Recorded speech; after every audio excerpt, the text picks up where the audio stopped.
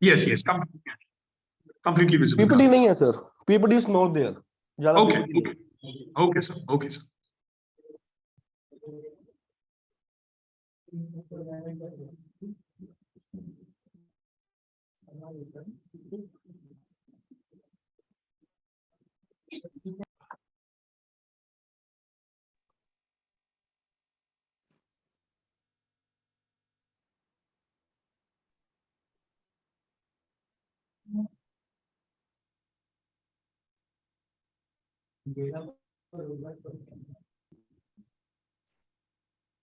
OP sir will start. We won't wait any further. Let's start, OP sir.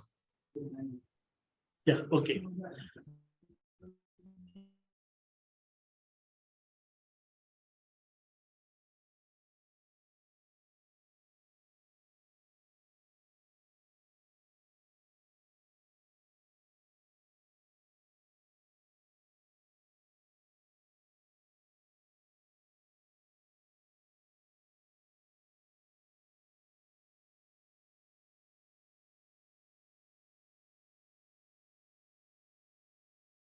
International standard work field, which has led the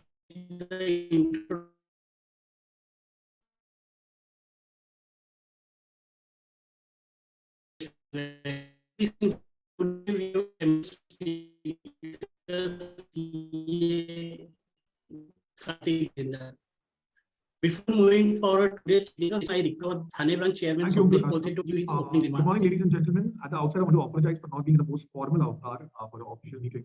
And I want to thank you all for coming out in large numbers. A lot of members had requested us, in spite of being a busy schedule of the compliance due date being around today, we were being requested to arrange lecture.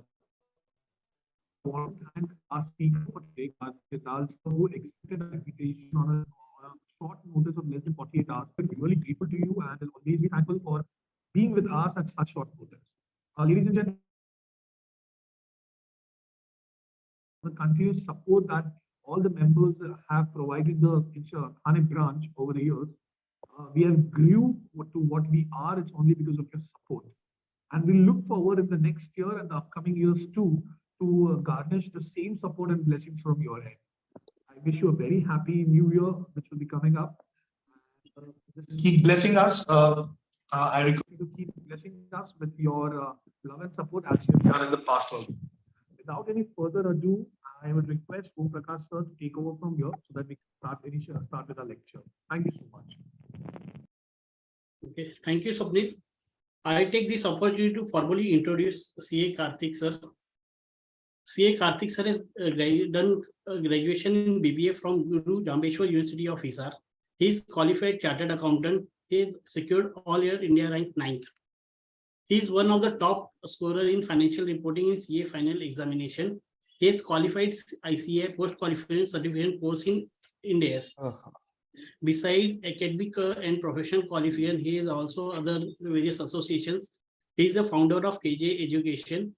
He has been faculty member of CA Final for financial reporting and corporate tenure. He is visiting faculty at ICA of Indias and IFRS. He is co-opted member of Indias Implementation Committee of NIRC for the year 22-23. He was committee member of publication of Indias of NIRC of ICA for the year 21-22. He is a member of Exposure of Study Group of NIRC of ICAI. He has been delivered more than 200 seminars and webinars on various platforms across India. He is faculty for National Academy of Direct Taxation under Ministry of Finance. He has delivered various sessions on diploma courses and IFRS in Delhi University. He has contributed in book India's treatise on India's authorized by CA Alok Garg sir. With this brief introduction, I request Karthik sir to take charge of the session. Wish you all happy learning.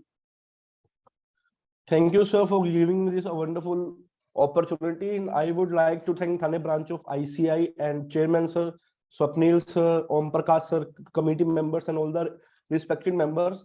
Sir थोड़ी आज आवाज सही नहीं है क्योंकि continue बोल रहा हूँ, इतने टाइम से कंटिन्यू बोल रहा हूँ, फिर भी हेल्थ बिल्कुल ठीक नहीं है, फिर भी आज आया हूँ क्योंकि सर लेक्चर है तो है.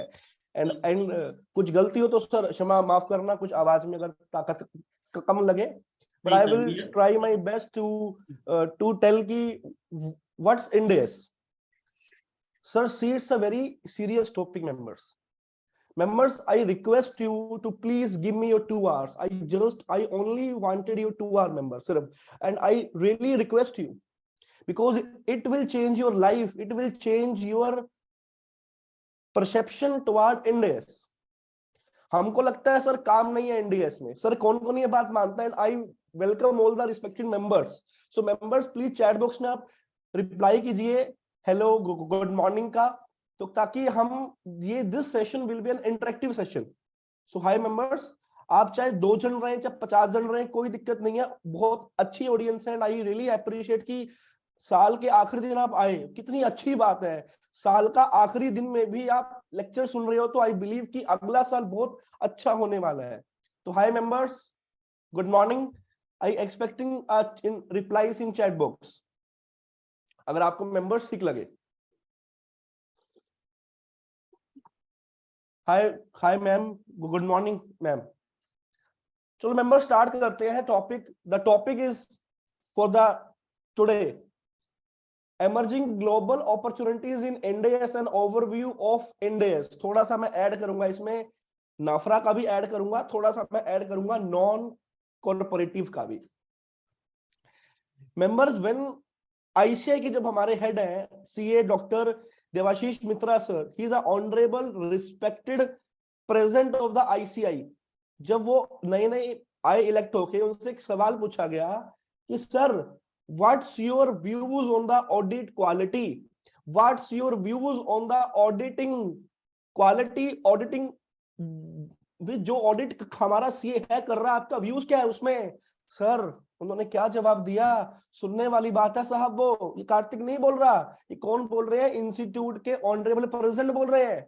उन्होंने एक बात बोली, कहते sir audit is a serious business. Members, auditing is a serious business. It involves, it entrusted with lot of responsibility, and if we cannot meet the expectation gap, and if you cannot meet the expectation gap, then please don't do it. This is the word of honorable ICI president sir कि auditing एक serious business है, हमको audit को serious business मानना पड़ेगा, and I totally mean it.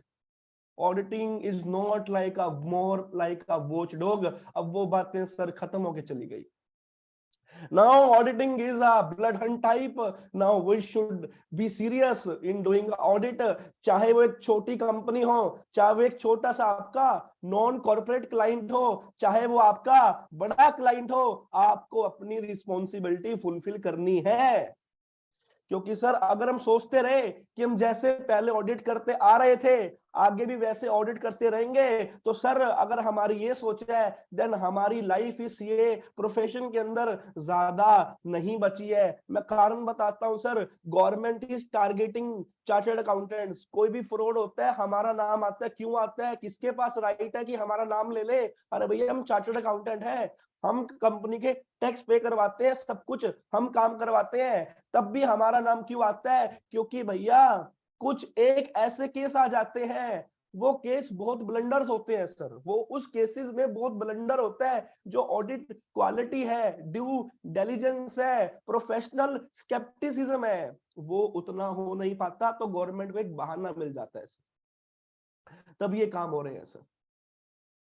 Sir मैं बहुत सारी बातें खुल के बोलूंगा सर, और हमको जागने की सर जरूरत है. सर आपका शहर सर मुंबई महाराष्ट्र है सर, थाने ब्रांच सर बहुत अच्छी ब्रांच है हमारी, बहुत कुछ काम करवा रही है आपके लिए. सर मुझे एक बात बताओ सर, क्या आप में से किसी मेंबर्स के पास इंडियन अकाउंटिंग स्टैंडर्ड्स का काम है या नहीं है? Members, I asking you question कि आपके पास इंडियस का काम है या नहीं है आज की डेट में? सर पार्टिसिपेट कीजिए, जो आपको लग रहा है बोले है या नहीं है. जमीन सर बोल रहे हैं यस वी हैव. सेकंड, अगर काम है नहीं तो बोल दो कि सर हमारे पास नहीं है, तो क्या हो गया सर, कोई दिक्कत नहीं है. ठीक है sir, Indians is the future of CA profession. आप ये बात लिख लीजिए सर आज कि Indians is the future of CA profession and very serious about it. मैं बहुत ही ज्यादा सीरियस हूं उस चीज के अंदर. कारण है सर, बहुत अच्छा कारण है सर। हम इंडियस क्यों पढ़े, हम इंडियस क्यों पढ़े?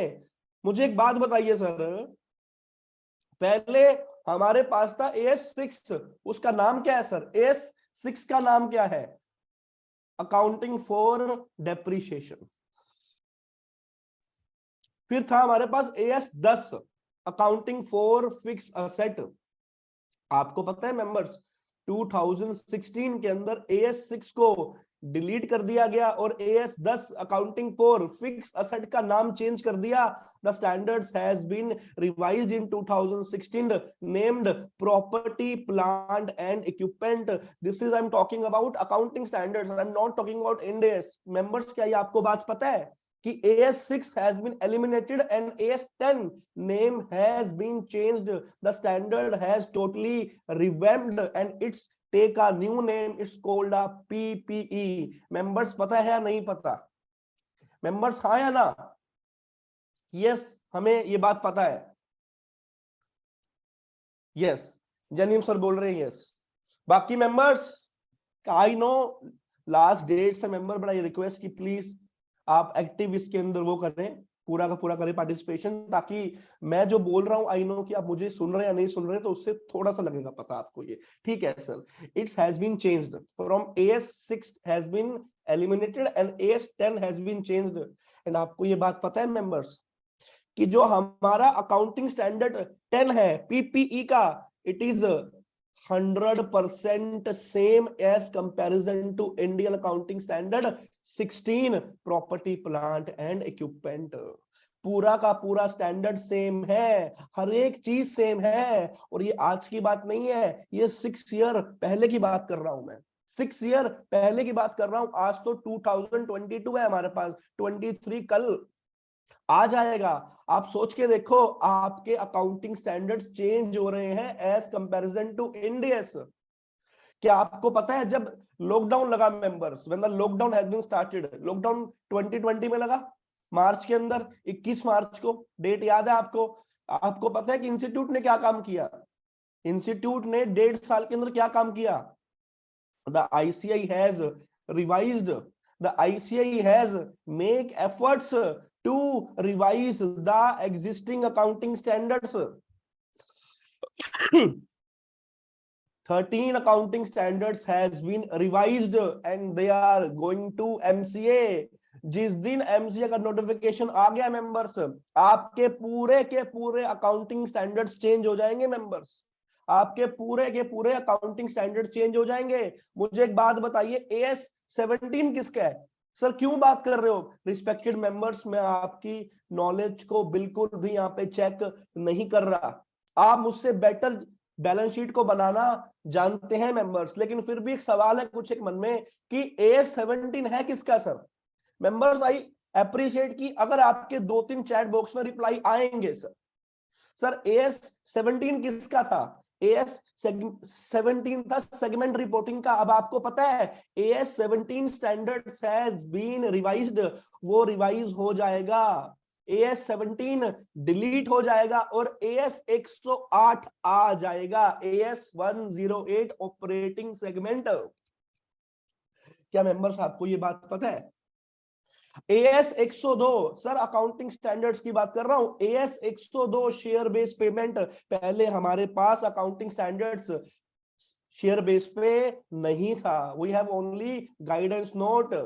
अगर मैं AS की बात करूं, अगर किसी कंपनी ने ISOP इशू किए हैं, आपको पता है वो स्टैंडर्ड्स नया बन चुका है, AS102 share based payment. Notification आने वाली है, जिस दिन आ गई आपके standards on the spot change हो जाएंगे। एक नया स्टैंडर्ड आ रहा है AS105 डिसकंटिन्यू ऑपरेशंस का। आपका earning per share AS20 revise हो रहा है, लीजेस वाला रिवाइज हो रहा है, इंपेयरमेंट रिवाइज हो रहा है, इंटेंजिबल असेट रिवाइज हो रहा है, PP तो रिवाइज है ही ऑलरेडी। ये सारा का सारा जो चेंजेस हो रहे हैं, क्यों हो रहे हैं? Because of Ind AS। आपको एक बात बताऊं, जितनी भी छोटी छोटी कंपनीज बचेंगी ना, उसको बोलते हैं SME, स्मॉल मीडियम सेक्टर। सब पे गवर्नमेंट, भारत सरकार क्या काम कर रही है आपको पता है? गवर्नमेंट ये सोच रही है कि जितने भी एसएमईज है, small medium enterprises, whether corporate और नॉन कॉर्पोरेट, उसके ऊपर अप्लाई किए जाएंगे अकाउंटिंग स्टैंडर्ड्स, वो भी रिवाइज्ड वाले। वो एएस ऐसे हैं सर कि as comparison to India same to same रहेंगे, बस थोड़े मोटे चेंज होंगे, और बाकी जितनी भी कंपनीज हैं सब पर एनडीएस लग जाएंगे सर। तब हम कहां जाएंगे सर? अगर हमारा सीए का मेन मोल क्या है, ऑडिटिंग करना, प्रैक्टिसिंग एक चार्टर्ड अकाउंटेंट का मेन काम क्या है, बैलेंस शीट को ऑडिट करना साहब, बैलेंस शीट को देखना। क्या without the knowledge of standards, as या इंडीएस की बात करूं, क्या देख सकते हो क्या सर? नहीं देख सकते, नहीं देख सकते।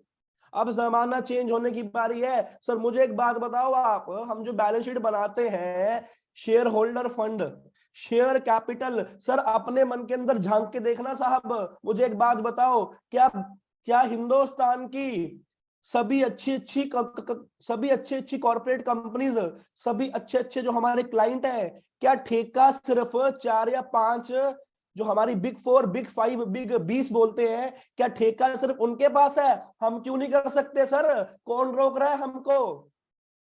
मेरा एक सवाल है सर सीधा। आज सर मेरी आवाज बिल्कुल सही नहीं है, लेकिन मैं पूरी जी जान लगा रहा हूं सर। मेरी आवाज, मुझे बोलने में बहुत दिक्कत हो रही है सर। मेरे पेन हो रहा है गले में, लेकिन मैं क्यों बोल रहा हूं सर यहाँ पे? मैं इसलिए बोल रहा हूं कि हम अपने आप को पुश नहीं कर पा रहे हैं सर। मैं देखता हूं कि सारी बड़ी बड़ी कंपनीज का ठेका वही 20-25 ये फर्म है, वही सारा का सारा काम कर रही हैं। हम कहां जाएंगे? हमारा अस्तित्व क्या है? क्या 25-30-40 लाख रुपए कमाना हमारा अस्तित्व है? हम क्यों नहीं कमा सकते करोड़ रुपया? वो तभी कमाएंगे सर जब हम अपडेट होंगे, हम जब सीरियस लेंगे, उस चीज को लेंगे, लाइजनिंग करेंगे, काम करेंगे, तब भी हम ये चीजें अचीव कर सकते हैं सर। और मुझे पता है आप चीजों को अचीव करोगे। हम अपनी सीए प्रोफेशन की जो किस्मत है उसको चेंज करेंगे, आगे बढ़ाएंगे, ताकि बड़ी फर्म भी डर जाए कि भैया कॉम्पिटिटर आ चुका है सर। अभी उनको क्या लगता है, अभी कोई कंपटीशन नहीं है, वो आउटसोर्स कराते हैं काम, और हमारे सीए बड़ी हैप्पीली एक्सेप्ट कर लेते हैं। हाँ जी सर, थैंक यू सर, काम दे दिया। अरे सर वो कौन होते हैं काम देने वाले? सर भगवान बैठा है सर, सबसे सबसे बड़ा भगवान वही है।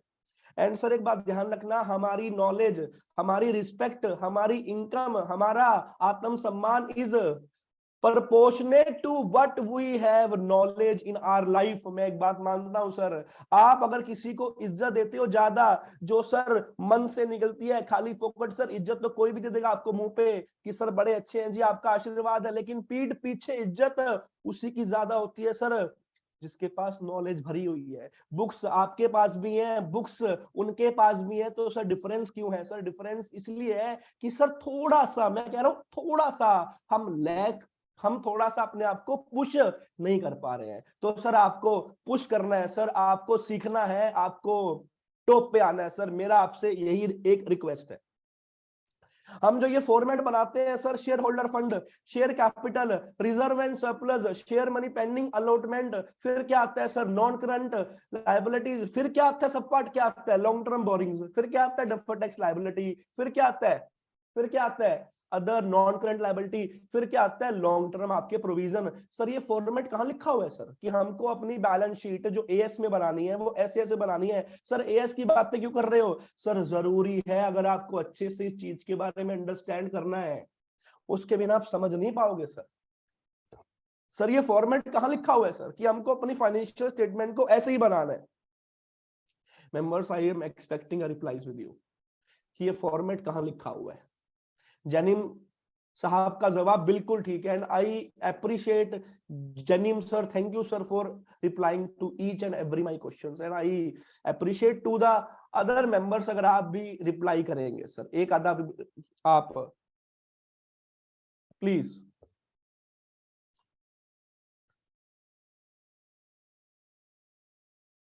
एक सेकंड सर।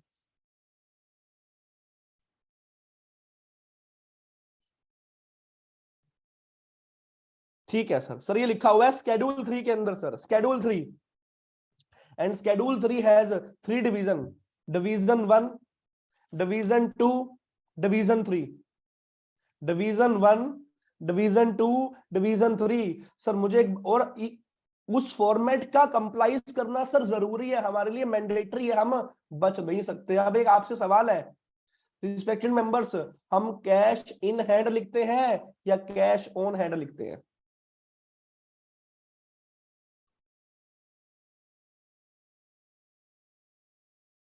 सर मुझे बताइए, हम कैश इन हैंड राइट करते हैं या कैश ऑन हैंड राइट करते हैं? ईमानदारी से जो आपको नॉर्मली लगता है साहब, इस पे तो सर रिप्लाई कर दीजिए प्लीज सर, कि हम कैश इन हैंड लिखते हैं या कैश ऑन हैंड लिखते हैं? सर ऑनेस्ट रिप्लाई चाहिए सर मुझे सर, आप सभी सर रिस्पेक्टेड है सर।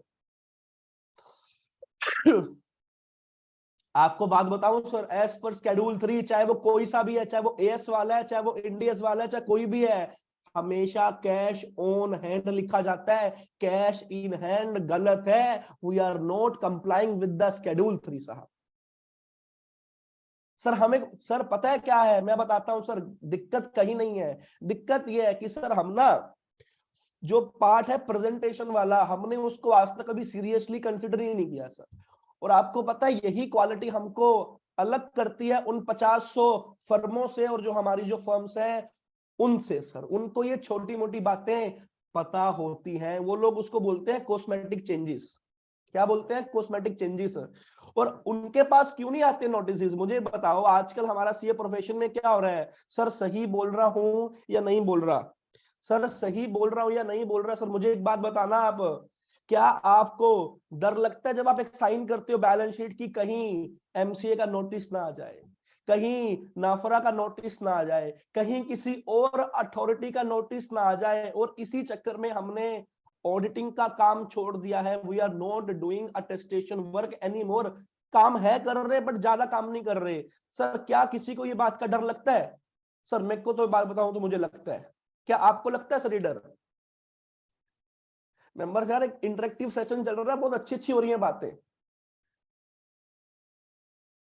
ओम प्रकाश सर चलो आप ही बता दीजिए सर, आपसे पूछ लेते हैं साहब। अब सिमरन मैम बोल रहे हैं कि हाँ जी हमें डर लगता है। तो केयरफुल होके ही साइन करना पड़ता है, डर तो लगता है। साइन करना पड़ता है। मैं सर मन में थोड़ा सा खौफ होता हुआ ना सर, भी यार कभी थोड़ा सा ऊपर नीचे हो गया तो दिक्कत हो जाएगी। ये पहले ऐसा नहीं होता था सर, मैं बताता हूँ सर, ऐसा हो ही नहीं सकता सर। मैं अभी एक बात बोलता हूँ sir, sir thank you sir, आपने मुझे इस बात आपने सर मुझे रिस्पॉन्स दिया सर। एक बात सर, सभी रिस्पेक्टेड मेंबर्स आप सुन लीजिए मेंबर्स, आपको एक भी नोटिस नहीं आ सकता, कोई बॉडी आपको नोटिस की भेजने की ताकत ही नहीं है उनके पास। सर क्या बात कर रहे हो? सच बात कर रहा हूं। कैसे? अगर आपने शेड्यूल 3 का फॉर्मेट को पूरा फॉलो कर लिया, आप एक काम करना मेंबर्स, आज शेड्यूल 3 का format which is stated in the companies act, उसको प्रिंट आउट निकाल के जो आपने बैलेंस शीट को साइन किया उससे मैच करना, आपको पता लग जाएगा कि हम कहां स्टैंड आउट कर रहे हैं। सर शेड्यूल 3 में तो ये बात भी लिखी है, एक लाइन आइटम भी आप ऊपर नीचे नहीं दिखा सकते, अगर दिखा दी नॉन कंप्लायंस डायरेक्ट। आपको पता है कैश एंड कैश इक्विवेलेंट्स के अंदर अगर हम नोट्स में जाएंगे उसके, तो सबसे पहले आपको शो करना पड़ेगा बैलेंसेस विद बैंक्स, कि बैंक के अंदर कितना बैलेंस है। हम क्या करते हैं, कैश इन हैंड सबसे टॉप पे लेके आते हैं, गलत है सर, वो नॉन कंप्लायंस है। वो भी सबसे पहले ऊपर आएगा बैलेंसेस विद बैंक, ऊपर बैलेंस विद बैंक, फिर जितने भी बैंक का आपके करंट अकाउंट का आएगा सबसे पहले, फिर सेविंग अकाउंट्स का आएगा आपके पास उसके पहले, फिर एंड में लिखना है आपको कैश ऑन हैंड। ये फॉर्मेट है सर। और अगर हम ये फॉर्मेट को कंप्लायंस कर लेंगे, सबसे बड़ी दिक्कत सर एक बोर्ड है QRB, quality review board. Quality review board is made by the government of India. उसकी टैगलाइन है sir, in pursuit of professional excellence of chartered accountants in India. मैंने उसकी 7 साल की सर रिपोर्ट पढ़ी है सर। मैं जो बात बोल रहा हूँ फैक्ट के बेस पे बोल रहा हूँ, मन चली कोई बात नहीं सर बोल रहा, क्योंकि आजकल data is the new oil. Data ही सब कुछ है सर। पहले क्या चलता था, पहले ये था कि अपनी बात बोल दो, सामने वाला सोचता रहेगा। अब वो चीजें खत्म हो गई हैं सर। अब data is a new oil. उस रिपोर्ट्स के अंदर एक बात लिखी है सर, कॉमन बात लिखी है। क्वालिटी रिव्यू बोर्ड का काम क्या है कि चार्टर्ड अकाउंटेंट्स जो ऑडिट कर रहे हैं उनकी ऑडिट क्वालिटी को एक्सेस करना, देखना कि उन्होंने कितना कंप्लायंस किया है regarding to standards, disclosures, accounting standards, Ind AS, auditing standards, SEBI. उन्होंने एक बात बोली, हर साल की बात कर रहा हूं, सबसे ज्यादा नॉन कंप्लायंस कर रहे हैं हम, अकाउंटिंग पॉलिसीज का डिस्क्लोजर नहीं देते। हम अकाउंटिंग पॉलिसीज का डिस्क्लोजर नहीं देते जनाब। हम प्रॉपर डिस्क्लोजर नहीं देते जनाब। वही 2 पेज के हमारे डिस्क्लोजर्स हैं, उसी को अपलोड करते जा रहे हैं। आपको पता है मेंबर्स, सबसे इंपॉर्टेंट कंपोनेंट अगर मैं फाइनेंशियल स्टेटमेंट की बात करूं, financial statement compromise a balance sheet, a P&L, a cash flow statements, notes including significant accounting policies and other explanatory statement including disclosure। ये financial statement लिखी हुई है under section 129 subsection 1 of the companies act 2013। अगर ये है as वाली। अगर मैं इंडियस की बात करूं कि what is Ind AS compliant financial statement, ये इंडियस 1 का पैरा नंबर 10 बोलता है सर, और शेड्यूल 3 बोलता है balance sheet, a P&L, a statement of change in equity, it's a newly introduced concept, सोसी, statement of change in equity. चौथा क्या होता है, notes including significant accounting policies. पांचवा होता है अदर डिस्क्लोजर पार्ट। आपको पता है सर, मेरे ओपिनियन के अंदर सबसे जरूरी है अकाउंटिंग पॉलिसीज की इंफॉर्मेशन देना, डिस्क्लोजर्स की इंफॉर्मेशन देना। अगर आपको ये चीजें सर मजाक लग रही है ना सर, मुझे एक बात बताओ, इस साल आपने बैलेंस शीट तो साइन, कोई भी हो, चाहे एएस की बैलेंस शीट हो चाहे इंड एस की हो, मुझे एक बात बताओ, चेंज थे ना सर शेड्यूल 3 के अंदर इस साल, विच इज एप्लीकेबल फ्रॉम 1 अप्रैल 2021 और साइन की 31 मार्च 2022 की आपने। क्या कोई फॉर्मेट में चेंज था साहब? मेंबर्स आपसे पूछ रहा हूं मैं, क्या कोई साहब फॉर्मेट में कोई चेंज था? सर जितने भी आपको पता है चेंज आए हैं ना, दैट इज जमीन सर, फॉर्मेट में कोई चेंज नहीं था। The change is there in disclosure part, additionally statutory disclosure requirement बढ़ गई थी। 21 नए पॉइंट आए थे सर कि आपको डिस्क्लोज करके बताना है कि क्या ये वाली चीज आप पे हो रही है, क्या कंपनी ने अपनी पीपी को अगर रिवैल्यूएशन किया है, अगर कंपनी ने अपनी पीपी को रिवैल्यूएशन किया है, क्या वो certified by the registered valuer है? पहला ऐसा पॉइंट नहीं लिखा था। क्या कंपनी के पास अगर लोन है which is secured on the stock inventory के पार्ट पे, क्या स्टॉक स्टेटमेंट जो उसने शो किया बैलेंस शीट में और बैंक को सबमिट किया है, क्या दोनों सेम है?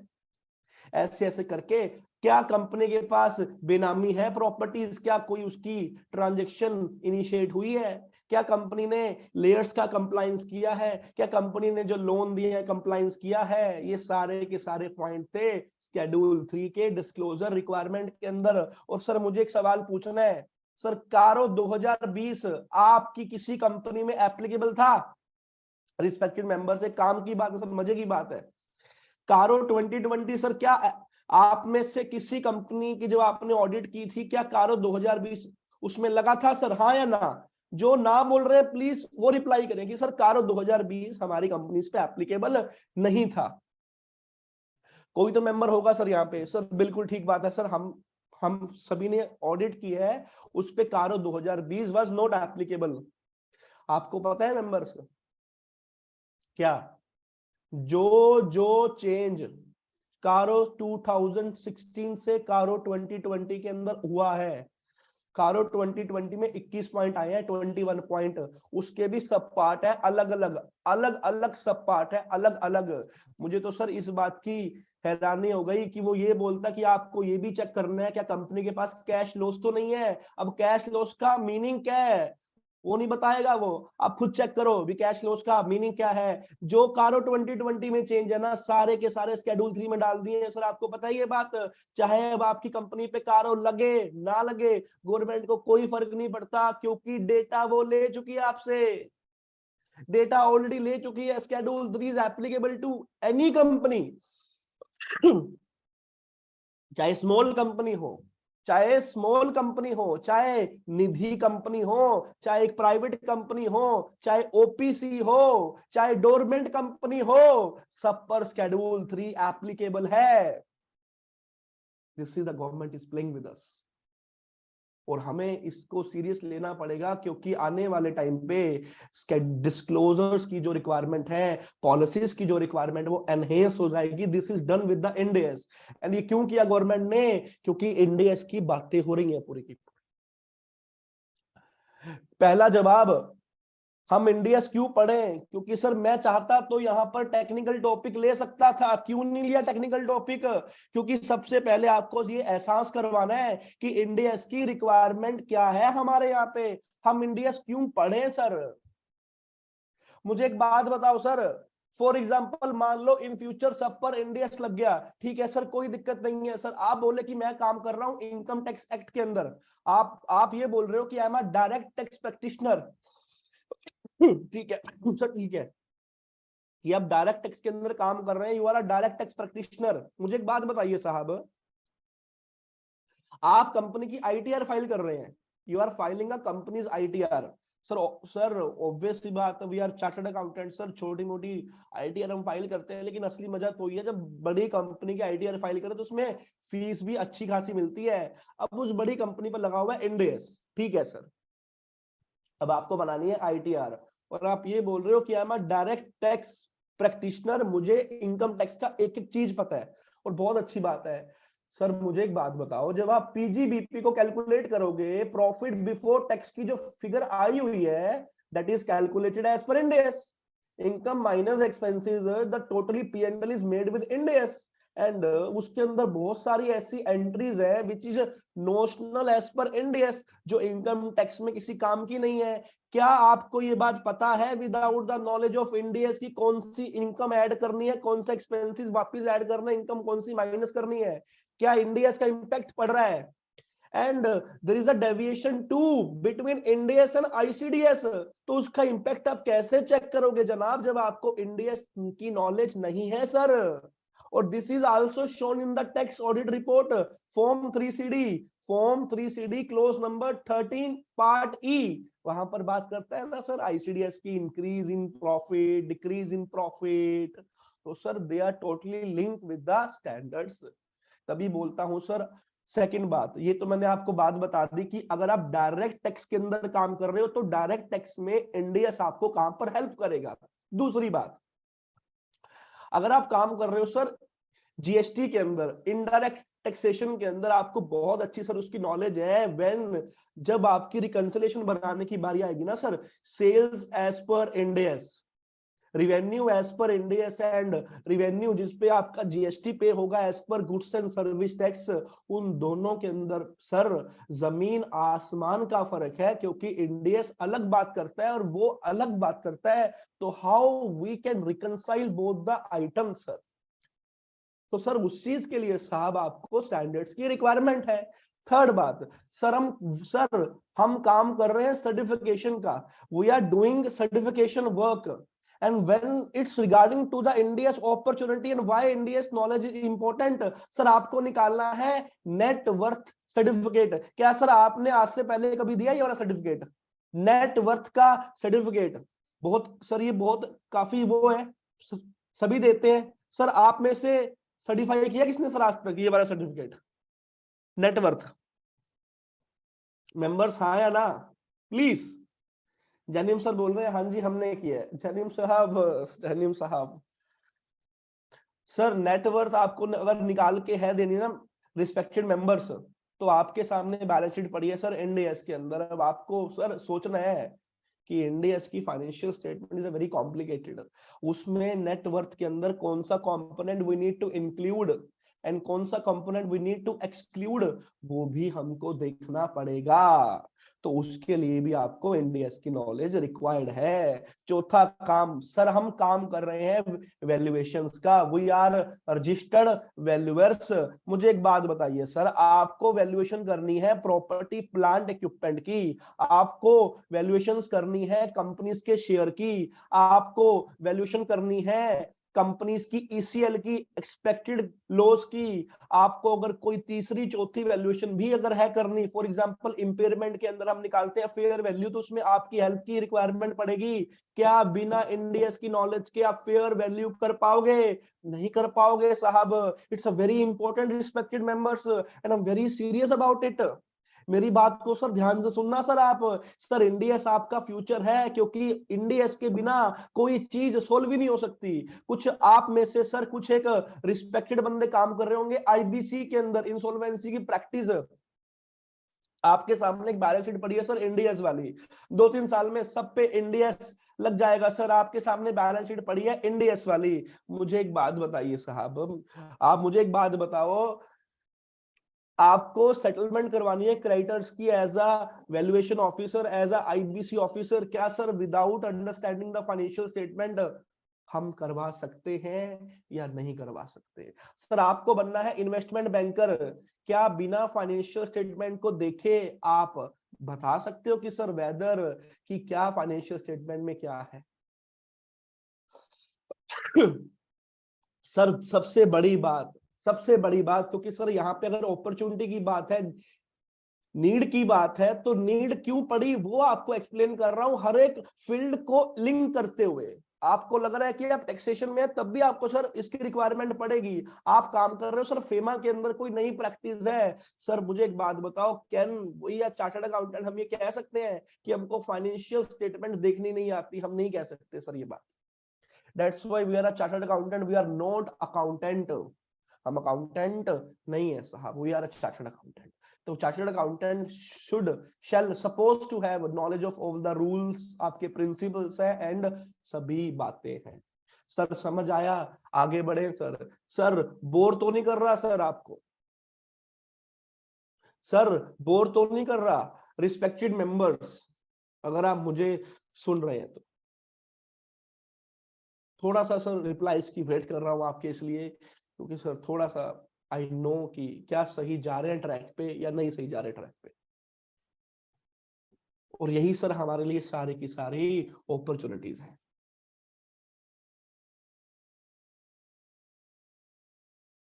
सर अभी तो बहुत कुछ बातें मैं बताऊंगा आपको, दिल से बात निकल रही है सर सारी, मैं याद करके कुछ नहीं आता, क्योंकि सर सच बताऊं ना, मुझे PPT से अच्छा नहीं लगता पढ़ाना सर, क्योंकि सर जब तक हमारा इंटरेक्शन ही नहीं है सर, क्या करेंगे सर PPT से पढ़ के? तो आप भी पढ़ लोगे सर, कुछ एक बातें बतानी है। अब आगे एक चीज और सर, आगे एक चीज और बताता हूं आपको मैं, अब क्या चल रहा है आपको। सर NDS क्यों पढ़े, बहुत सारी बातें बता दी। Second number point, bank audit. Bank audit sir, शायद आपको ये बात नहीं पता होगी कि आज की डेट में ऐसा कोई भी बैंक नहीं है, आज की डेट में ऐसा कोई भी बैंक नहीं है जो NDS का कंप्लायंस नहीं कर रहा। सर फिर से बोलना, आज की डेट में ऐसा कोई बैंक नहीं है जो NDS का यूज नहीं कर रहा। सर हमने तो बैंक ऑडिट जब की थी, उसमें तो अकाउंटिंग स्टैंडर्ड यूज हो रहे थे सर। सॉरी मेंबर्स, थोड़ी आवाज खराब है सर। AS की बात कर रहे हो सर? AS कौन चेक करता है सर बैंक ऑडिट में जाके? सर बैलेंस शीट कौन चेक करता है सर? हम तो नहीं करते सर। सर P&L कौन चेक करता है सर? हम तो चेक करते हैं ओनली एडवांसेस, एडवांस कितना दिया, ठीक है सर। सर ये कौन चेक करता है कि कॉन्टिजेंट लायबिलिटी जो आपकी बैंक ने शो किया, आपकी जो बैंक ब्रांच है वो सही है नहीं है? डॉक्यूमेंट तो हम सर चेक नहीं करते। तो सर आप कैसे कह सकते हो कि बैंक इन पे NDS लग रहा है? हमें पता है कि बैंक पे NDS नहीं लग रहा। सर सर इतना मोटा होता है कागज, हमारे सामने आता है और सर साइन होके काम खत्म सर, कोई दिक्कत नहीं है साहब इसमें, ठीक है sir. Reserve bank of India RBI ने अपने सभी बैंक्स को मैंडेट, इट्स अ मैंडेट कि आपको जितनी भी इंफॉर्मेशन सबमिट करनी है ना RBI के अंदर, that is totally based on NDS members। आपको पता है शायद ही कोई ऐसा बैंक हो जो NDS का कंप्लायंस नहीं कर रहा, लेकिन हम सभी से छुपाया जा रहा है। और 2 साल के बाद, अब ये वेट खत्म हो गया है मेंबर, 2 साल के बाद सभी बैंक्स पर NDS लग जाएगा मैंडेटरी। सर क्या बात कर रहे हो? कोई प्रूफ है आपके पास? प्रूफ आई वांट प्रूफ दिखाते हैं। रुको सर, एक आपको दिखाता हूं प्रूफ, अच्छा खासा प्रूफ दिखाता हूं सर अब आपको मैं।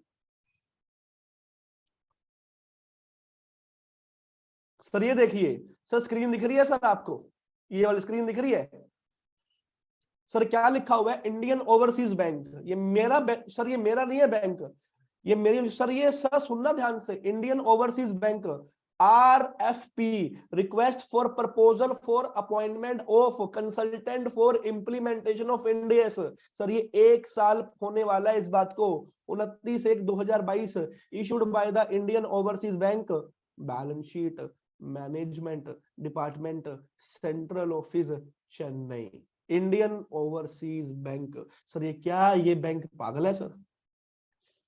जो आपसे वो मंगवा रहा है, जो आपसे वो मंगवा रहा है कि हमें दे दो, बंदा नहीं है सर इनके पास काम करने वाला NDS का।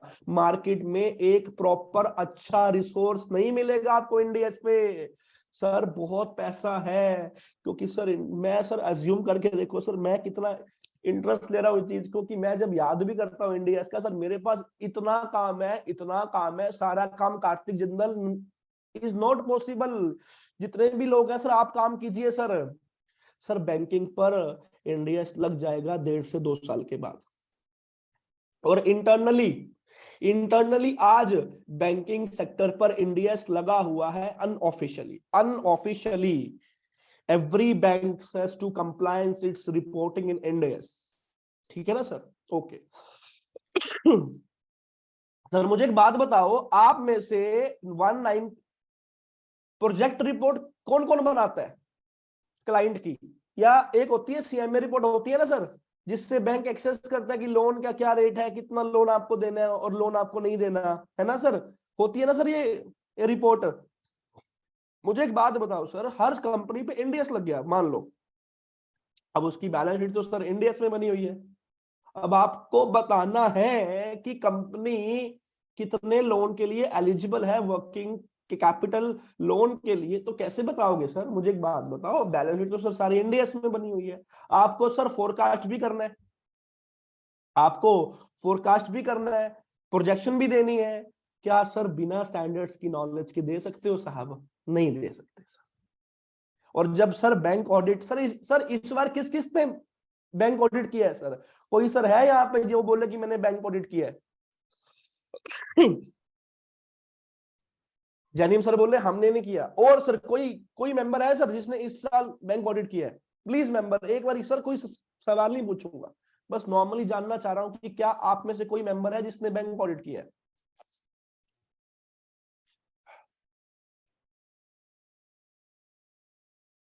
नहीं किया? चलो मैं फिर भी बताता हूं, ठीक है, एक बात आपको मैं फिर भी बताता हूं।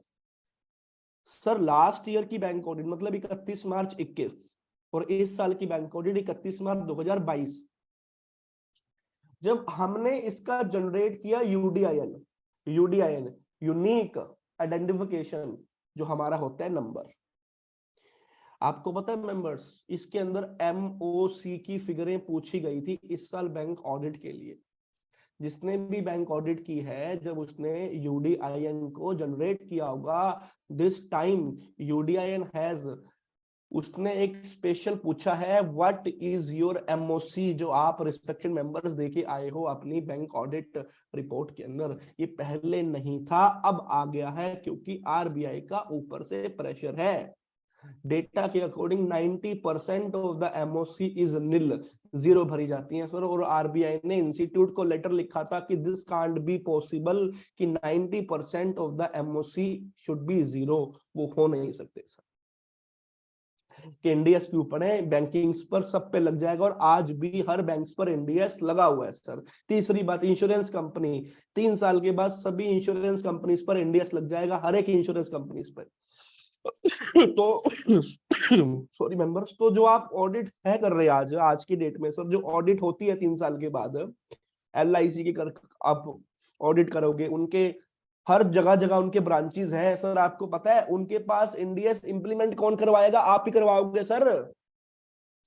LIC का जो आपके यहाँ पे ऑफिस बना हुआ है, छोटी सी जो उनकी ब्रांच है, उस पे अकाउंटिंग कौन करवाएगा? आप ही करवाओगे साहब। आपके बिना कौन करवाएगा सर? उसकी बात के पैसे मिलेंगे सर हमको, हम ये अपॉर्चुनिटी क्यों छोड़ेंगे सर? सर आज भी हिंदुस्तान में इतना काम है, इन फ्यूचर तो काम है ही है, लेकिन मैं आज की बात कर रहा हूं, आज भी इतना काम है, बट हमको लगता है अभी कि हमारे पास क्लाइंट नहीं है। क्लाइंट नहीं होने का कारण सबसे बड़ा ये है कि हमको उस चीज की नॉलेज नहीं है, हमको उस चीज की नॉलेज नहीं है। जिस दिन नॉलेज आ गई सर, क्लाइंट ऑटोमेटिकली आएगा। सबसे बड़ा इसमें ऑप्शन है सर, आप में से लिंक्डइन कौन कौन यूज करता है साहब? यहाँ पर सर लिंक्डइन कौन कौन यूज करता है? It's a very professional platform, आप प्लीज लिंक्डइन पे जाइए, उसको वहां पर यूज कीजिए।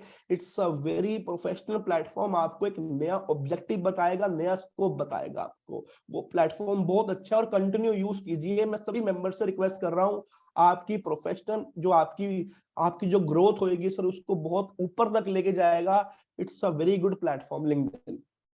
ठीक है सर, इंडियस आने का कारण क्या था, अब मैं आपको बताता हूं साहब, अब ध्यान से सुनना सर मेरी बात को। सर अगर मैं कंट्री की बात करूं, एवरी कंट्रीज की अगर मैं बात करूं, क्या बात कर रहे हैं सर?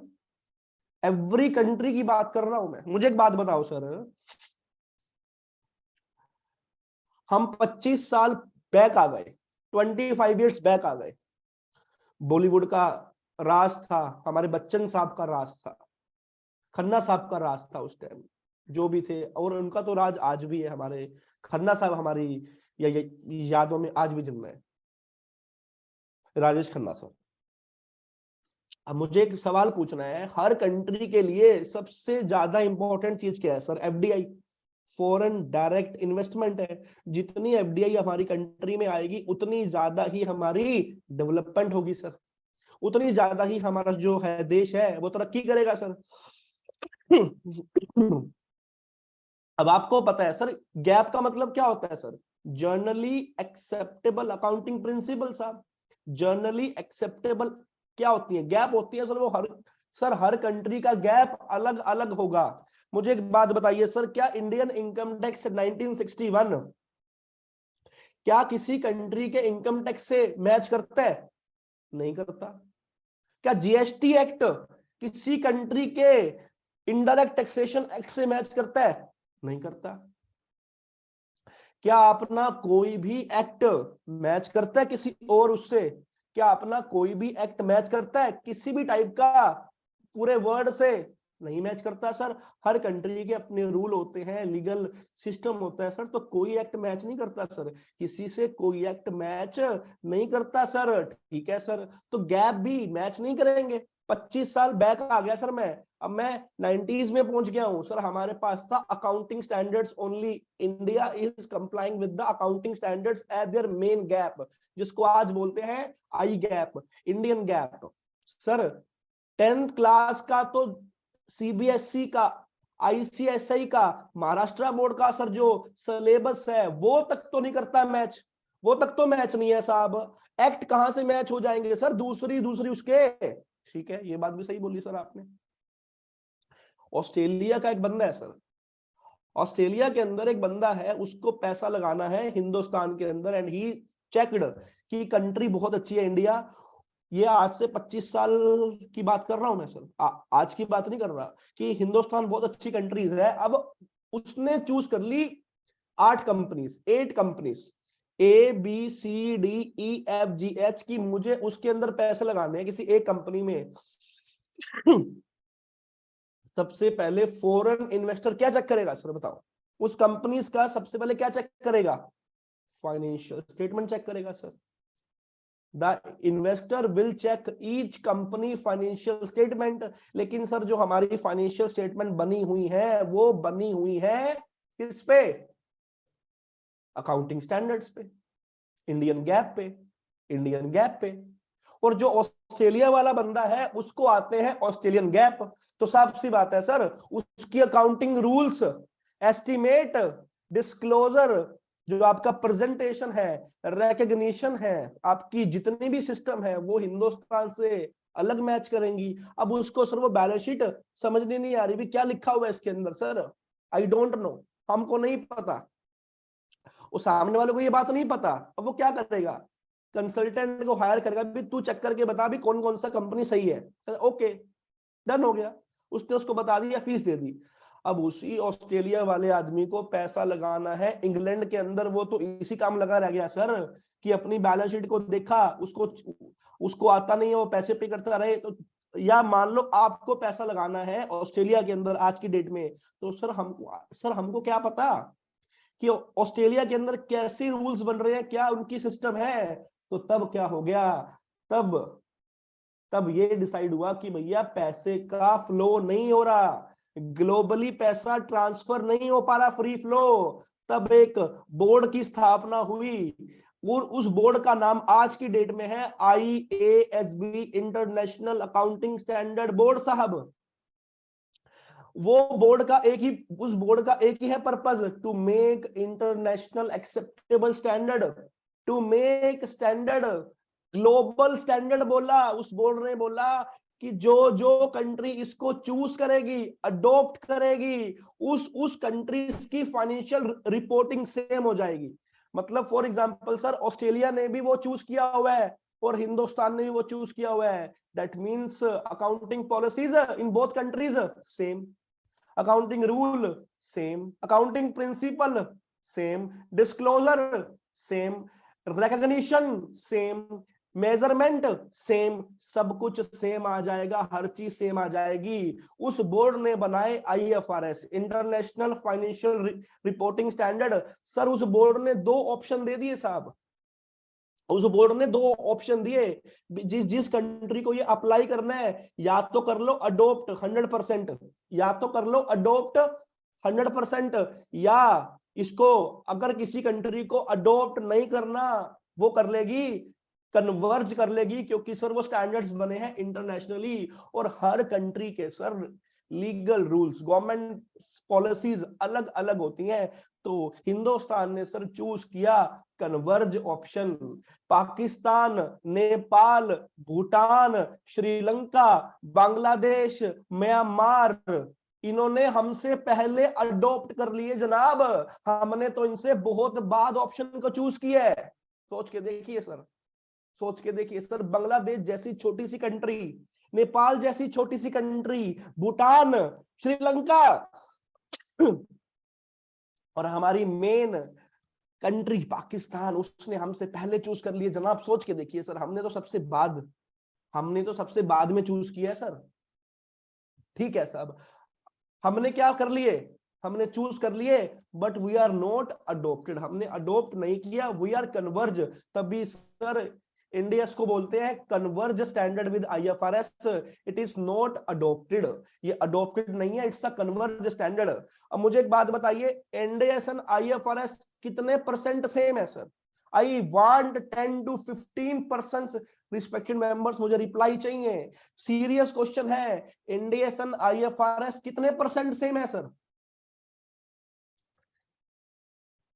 सर 100% तो सेम है नहीं, क्योंकि अगर 100% सेम होते तो why we need to have a converge option. Jainim sir बोल रहे हैं 9 to 95, सर आपका क्या, सर आप प्लीज गेस करिए सर, आई वांट आप पार्टिसिपेट कीजिए जनाब, सर मैं जी जान लगा रहा हूं सर यहाँ पे आपके लिए सर, आई वांट कि आप समझिए उस बात को।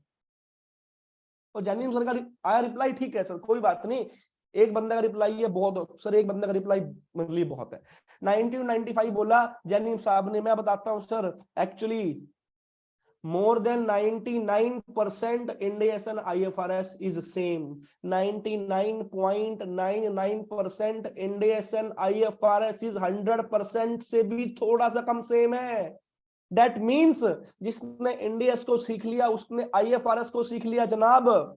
और आपको पता है कि IFRS आज कितनी कंट्रीज में एप्लीकेबल है? आपके चौंधे आ जाओगे, 167 कंट्रीज,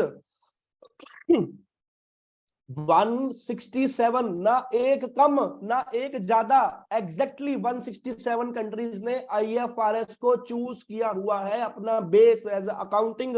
मेरे पीछे ग्लोब देख रहे हो, वो ग्लोब मैंने ऐसे नहीं सर, ऐसे ग्लोब नहीं लगाया हुआ, इसका एक कारण है बहुत बड़ा। ग्लोब क्यों लगाया हुआ है? क्योंकि दुनिया मेरी मुट्ठी में, दुनिया की फाइनेंशियल रिपोर्टिंग मेरी मुट्ठी में। कैसे? अगर आपको इंडियस आते हैं, अगर आपको इंडियस आते हैं, दैट मींस आपको IFRS भी आते हैं, और अगर आपको IFRS आते हैं दैट मींस आपको 167 कंट्रीज की फाइनेंशियल रिपोर्टिंग के बारे में पता है। क्या कोई एक्ट, क्या कोई एक्ट, क्या कोई रूल्स, आप एक बारी उसको अच्छे से पढ़ लो, समझ लो, प्यार कर लो, तो आपको पूरे वर्ल्ड की फाइनेंशियल रिपोर्टिंग सिखा देगा, वो है इंडियस। आज कार्तिक जिंदल यहाँ पे ग्लोब की पिक्चर क्यों लगाया खड़ा है? क्योंकि मैं आज कनाडा की फाइनेंशियल स्टेटमेंट को 1 सेकंड के अंदर जज कर सकता हूं, अपना व्यू दे सकता हूं उसके अंदर में। Australia, USA applying US gap, Australia, New Zealand, Africa, Europe, Asian countries, ऐसी कोई कंट्री नहीं बचेगी साहब जिसके ऊपर मैं अपना कमेंट नहीं दे सकता। हम किसकी बात कर रहे थे? We are globally accepted chartered accountant. ये सुनने में सर आपको आता है नहीं आता? आता है ना। क्यों आता है सर? इसलिए आता है ओनली बिकॉज ऑफ इंडियस। अगर आपको टैक्स आता है बहुत अच्छी बात है सर, बहुत अच्छी बात है, लेकिन इससे आप ग्लोबली एक्सेप्टेड सीए नहीं बन जाओगे। आपको जीएसटी आता है बहुत अच्छी बात है, बट हम इसको टेक्निकली कह नहीं सकते भैया globally accepted CA. But standards ऐसी चीज है जो आपको ग्लोबली एक्सेप्ट बना देंगी। You can not believe the immense amount of opportunity that we are missing right now. Hindustan में तो है ही है, ग्लोबली इतनी सारी है। इंस्टीट्यूट के जो प्रेसिडेंट साहब है उन्होंने अपनी प्रेस कॉन्फ्रेंस में यही एक बात बोली कि please start taking pain regarding Ind AS. जब इन फ्यूचर में सभी कंपनीज पे सर इंडियस लग जाएगा ना, तो मैं गारंटी लेता हूं सर उस टाइम आपको सर इंडियस सिखाने वाला कोई नहीं मिलेगा। अगर आपको ये लगता है मेंबर्स की जैसा चलता आया है आगे भी चल जाएगा, नहीं चलेगा सर, ये बात मैं लिख के दे सकता हूं सर। आपको पता है आपके आज के एक्शन फ्यूचर का रिजल्ट बताते हैं, फ्यूचर का रिजल्ट डिफाइन करते हैं। फॉर एग्जांपल जब आपका जीएसटी आया, आप इस बात को ज्यादा सोच सकते हो सर, 1 जुलाई 2017 को जीएसटी आया, आपको पता है जिन चार्टर्ड अकाउंटेंट्स ने उसके ऊपर 2 साल पहले से स्टार्ट कर दिया पढ़ना समझना, उनकी इनकम की सीमा अलग हो गई सर, अलग हो गई।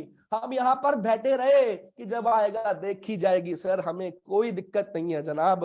और मैं सच बोल रहा हूं सर, मैं झूठ नहीं बोल सकता सर यहाँ पे आके, क्योंकि मेरे हाथ में सर सरस्वती माँ की वीणा है सर। मैं झूठ नहीं बोलूंगा सर यहाँ पे आके कि हम इतने हैं, हम इतने हैं, हम उतने हैं, हम उतने हैं। क्यों? एक सीए यहाँ पर 1 साल में 20 लाख कमाता है, और एक सीए 25 लाख कमाता है, 50 लाख कमाता है, 1 करोड़ कमाता है। आप भी कमा सकते हो सर, लेकिन there is a serious need to learn about standards sir. करना ही पड़ेगा सर, कोई ऑप्शन ही नहीं है। आपको क्या लगता है कि आपकी जो प्रैक्टिस चल रही है, जो आप कर रहे हो काम सर, वो नहीं बचेगा आगे? टैक्स ऑडिट खत्म हो जाएगी, बैंक ऑडिट खत्म हो जाएगी, जीएसटी ऑडिट ऑलरेडी खत्म हो चुकी है। चौथी बात, इनकम टैक्स ITR फॉर्म सरकार क्या बोल रही है? हम इजी लेके आ रहे हैं। अभी सर पीछे आया था ना कि we are bringing out a easy form. Sir government ऐसा सॉफ्टवेयर लेके आएगी कि आपको सिर्फ ओके करना है, काम खत्म। तब कहां बच के जाएंगे सर हम लोग? और ये सच बात है, स्मॉल कंपनीज पर ऑडिट गवर्नमेंट हटाएगी। आपको ये बात अच्छी लगे या ना लगे, लेकिन स्मॉल कंपनीज पे ऑडिट की एक्सेप्शन हटने वाली है जल्दी। सर एक ही उसको बचता है हमारे पास, क्योंकि सर देखो मेरा काम है इंडियस में सर, मेरा काम है उसकी इंपॉर्टेंस बताना सर आपको, तो थोड़ा सा मैं इस बात को ज्यादा के ज्यादा फेवर लूंगा सर इस बात के लिए। और मेरी सर कोई बात आपको लगे तो मैं अगेन सर क्षमा प्राप्ति हूँ सर। आप मुझसे ज्यादा बड़े हैं, मुझसे ज्यादा सीनियर है, लेकिन सर अगर मैं यहाँ पर बैठा हूं तो सर मैं यहाँ पे झूठ नहीं बोल सकता जनाब। मेरे भगवान के प्रति कुछ फर्ज है सर। जब इस संसार को छोड़ के जाऊंगा तो भगवान को क्या जवाब दूंगा कि यहाँ बैठ के? सच बात नहीं बताइए सर, सच बात है सर। जो आज एक चार्टर्ड अकाउंटेंट सर जॉब कर रहा है ना सर, जो आज एक चार्टर्ड अकाउंटेंट जॉब कर रहा है सर, सच बता रहा हूं, आज की डेट में कंपनीज विदाउट इंडियस की नॉलेज की बिना they are not accepting the job of the CEOs.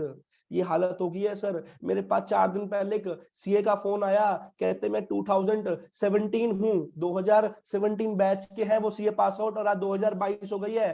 कहते 5 साल हो गए सर सीए बने हुए, पैकेज है 8 लाख रुपया। सर सोच सकते हो सर, 5 साल हो गए हैं सीए बने हुए, पैकेज है 8 लाख रुपया मात्र, और कहते मैं शिफ्ट करना चाह रहा हूं। और कंपनियां एक ही सवाल पूछ रही है कि इंडिया को सीख के आओ। कहता सर कैसे सीखूं, समय लगेगा। अब देखो सर, और अगर सर आपको अपनी प्रैक्टिस इंक्रीज करनी है, टॉप पे पहुंचना है, तो हमारे पास विदाउट कंप्लायंस ऑफ स्टैंडर्ड्स के बिना सेकंड ऑप्शन है ही नहीं जनाब, हो ही नहीं सकता सर। ग्लोबली एक्सेप्टेड जब एक वर्ड आता है ना सर, आपको बताऊं एक मजे की बात, सिंगापुर एक हमारी फॉरेन कंट्री है, बिल्कुल है सर, सिंगापुर बहुत अच्छी है कंट्री। सिंगापुर का मोस्टली काम आपकी इंडियन चार्टर्ड अकाउंटेंट फर्म्स कर रही है सर, आपको पता है। इंडियन चार्टर्ड अकाउंटेंट जो फ्रीलांसर है वो कर रहे हैं। उनके पास क्या काम आता है कि वो सिंगापुर वाले भेजते हैं ट्रायल, सिंगापुर वाले भेजते हैं trial. Mahak ma'am can you please unmute ma'am, Mahak ma'am can you please unmute. Yes तो सर रखिए छोटी सी घर भी वहाँ पर कुछ बच्चे हैं तो बस आगे उनको एक second ma'am, Mahak ma'am please. Okay thank you ma'am. हाँ, सिंगापुर वाले क्या करते हैं सर, आपको भेजेंगे ट्रायल बैलेंस, सिंगापुर वाले आपको भेजेंगे ट्रायल बैलेंस साहब, ठीक है, ओके डन। आपको सर उसमें से बैलेंस शीट बनानी है as per IFRS, as per IFRS। और पैसे पता सर कितने पैसे मिलेंगे, कितनी हमारी प्रोफेशनल फीस होगी, 7 to 8 लाख रुपीस बड़े इजीली मिल जाते हैं सर। और ये कोई झूठ नहीं है sir, 7 to 8 lakh rupees in a week मिल जाएंगे आपको। क्योंकि सर जब आपको नॉलेज है ना, देरी है सिर्फ सिंगल क्लाइंट ढूंढने की, तो क्लाइंट मिल जाएगा सर। कहते नहीं कि जब प्यासे होते हो आप तो पानी ऑटोमेटिक आपके पास आ जाता है। तो सर आप अपनी इंडियस की सीखने की भूख को इंक्रीज कीजिए, ऑटोमेटिकली आपके पास आएगा पानी, मतलब काम आएगा। ये काम है आपका ग्लोबली स्टैंडर्ड जो प्रॉब्लम सोल्व करेंगे, वो यही चीज है सर, कि आप हिंदुस्तान में बैठे बैठे पूरे वर्ल्ड की फाइनेंशियल रिपोर्टिंग को सीख सकते हो, जिसका कोई तोड़ नहीं है सर। एंड सर मुझे एक बात बताओ सर, आप इतने सीनियर सर, आपके पास एक्सपीरियंस है, नॉलेज है, तो सर आपसे ज्यादा अच्छी लाइजनिंग कोई नहीं कर सकता सर, आई नो, ये मुझे पता है। अब मुझे एक बात बताओ सर, फाइनेंशियल स्टेटमेंट दो टाइप्स की होती हैं, one is CFS, second is SFS। CFS का मतलब क्या होता है, कंसोलिडेटेड फाइनेंशियल स्टेटमेंट। SFS का मतलब क्या होता है, सेपरेट फाइनेंशियल स्टेटमेंट। सेपरेट का मतलब होता है इंडिविजुअल, कंसोल का मतलब होता है पूरा जितना भी उनका है ग्रुप, उनकी कंसोल फाइनेंशियल स्टेटमेंट। हुआ क्या, कंपनीज के मेन ऑफिस होते हैं इंडिया के बाहर, ठीक है सर, बिल्कुल सर। मुझे एक बात बताओ, इन उस ऑफिस की सब्सिडरी कंपनीज हिंदुस्तान में होती है नहीं होती सर? बहुत होती हैं, बहुत होती हैं।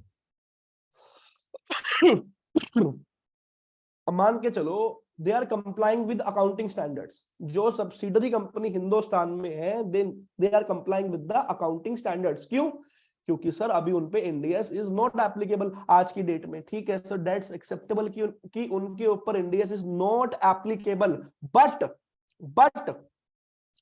आपको कर दिया उस कंपनी का ऑडिटर अपॉइंट कर दिया साहब, ठीक है sir, we are auditor of that company. आपने उसकी ऑडिट कर दी एज पर कंपनीज एक्ट और आपने उसकी फीस ले ली। होता क्या है, होल्डिंग कंपनी फोन करती है अपनी सब्सिडरी कंपनी को कि भाई मैं यूज कर रही हूं IFRS and when I need to consolidate the figures and I need a IFRS compliant financial statement, not accounting standards. वो कंपनी पर आपको फोन करती है कि सर सामने वाला बोल रहा है कि मुझे बैलेंस शीट चाहिए एज पर IFRS, सामने वाला बोल रहा है कि मुझे बैलेंस शीट चाहिए एज पर IFRS, मेरी होल्डिंग कंपनी बोल रही है, तो प्लीज सर उसको कन्वर्ट कर दीजिए और जो फीस होगी आप मुझसे मांग लेना।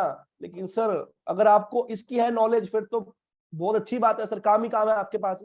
अगर आपको इसकी नॉलेज नहीं है इंडियस IFRS की, तो आप फाइंड करोगे कि इंडियस कंसल्टेंट, और वो कंसल्टेंट जितनी फीस आपकी नहीं होगी ऑडिट करने की, उससे ज्यादा वो फीस ले जाएगा कन्वर्ट करने की। और कन्वर्ट करने में टाइम कितना लगता है? अगर ज्यादा कुछ नहीं है, एक दिन में कन्वर्ट हो जाएगी आपकी पूरी की पूरी बैलेंस शीट, बोला सिंगल नोट, सिंगल डे, अगर ज्यादा उसमें नहीं है डेटा।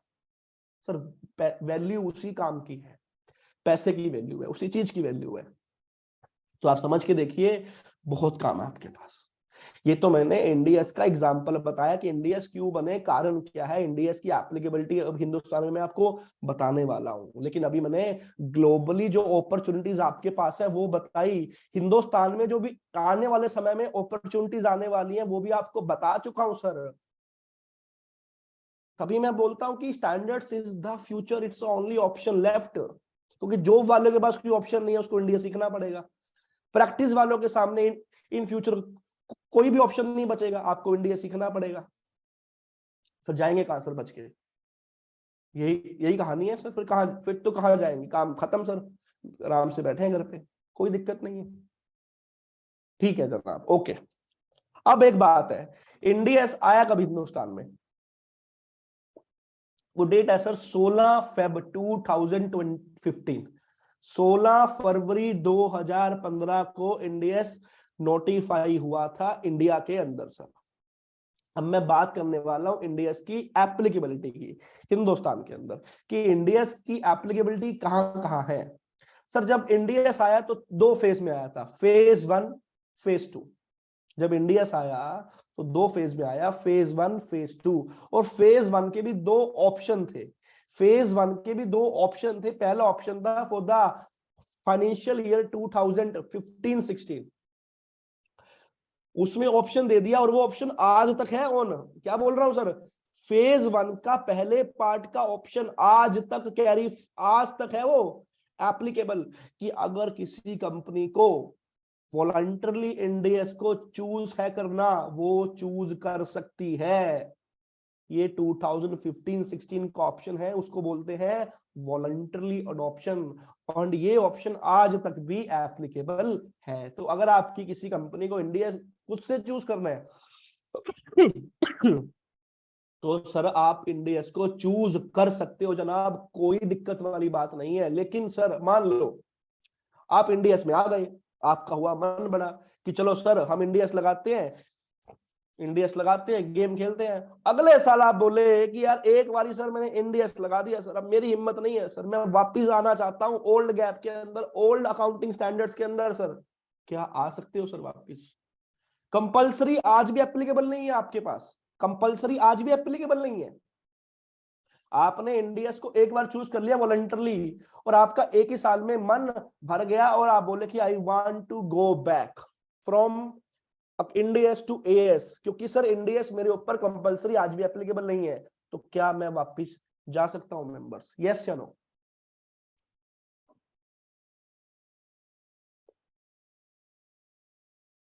मेंबर्स प्लीज रिप्लाई कीजिए आप। ठीक है जानिब सर, आपने बोला नो, बिल्कुल सही है sir, you can not back, आप वापिस नहीं जा सकते सर। आपकी एक है कंपनी, NBFC कंपनी है सर, मान लो ये कंपनी आपकी, और आपके ऊपर Indians is not compulsory applicable, क्या इंडियस को खुद से चूज क्या इंडियस को खुद से चूज है कर सकते हो आप? सर दो ऑप्शन है, कंपनियां दो होती हैं टाइप की, एक तो NBFC कंपनीज, एक other than NBFC companies. Sir अगर आपकी कंपनी है other than NBFC, then you can choose Ind AS voluntarily. अगर आपकी कंपनी है NBFC, खुद से इंडियस को चूज नहीं कर सकते, तभी कन्वर्ट करना है when you are applicability of Ind AS compulsory. ठीक है सर। और आज की डेट में फेज 2 एप्लीकेबल है, जो एप्लीकेबल हुआ था फ्रॉम द ईयर 17-18। सर एक चीज ध्यान रखना सर, इंडियस की एप्लीकेबिलिटी आज की डेट में कहां कहां है? पहला, लिस्टेड कंपनी,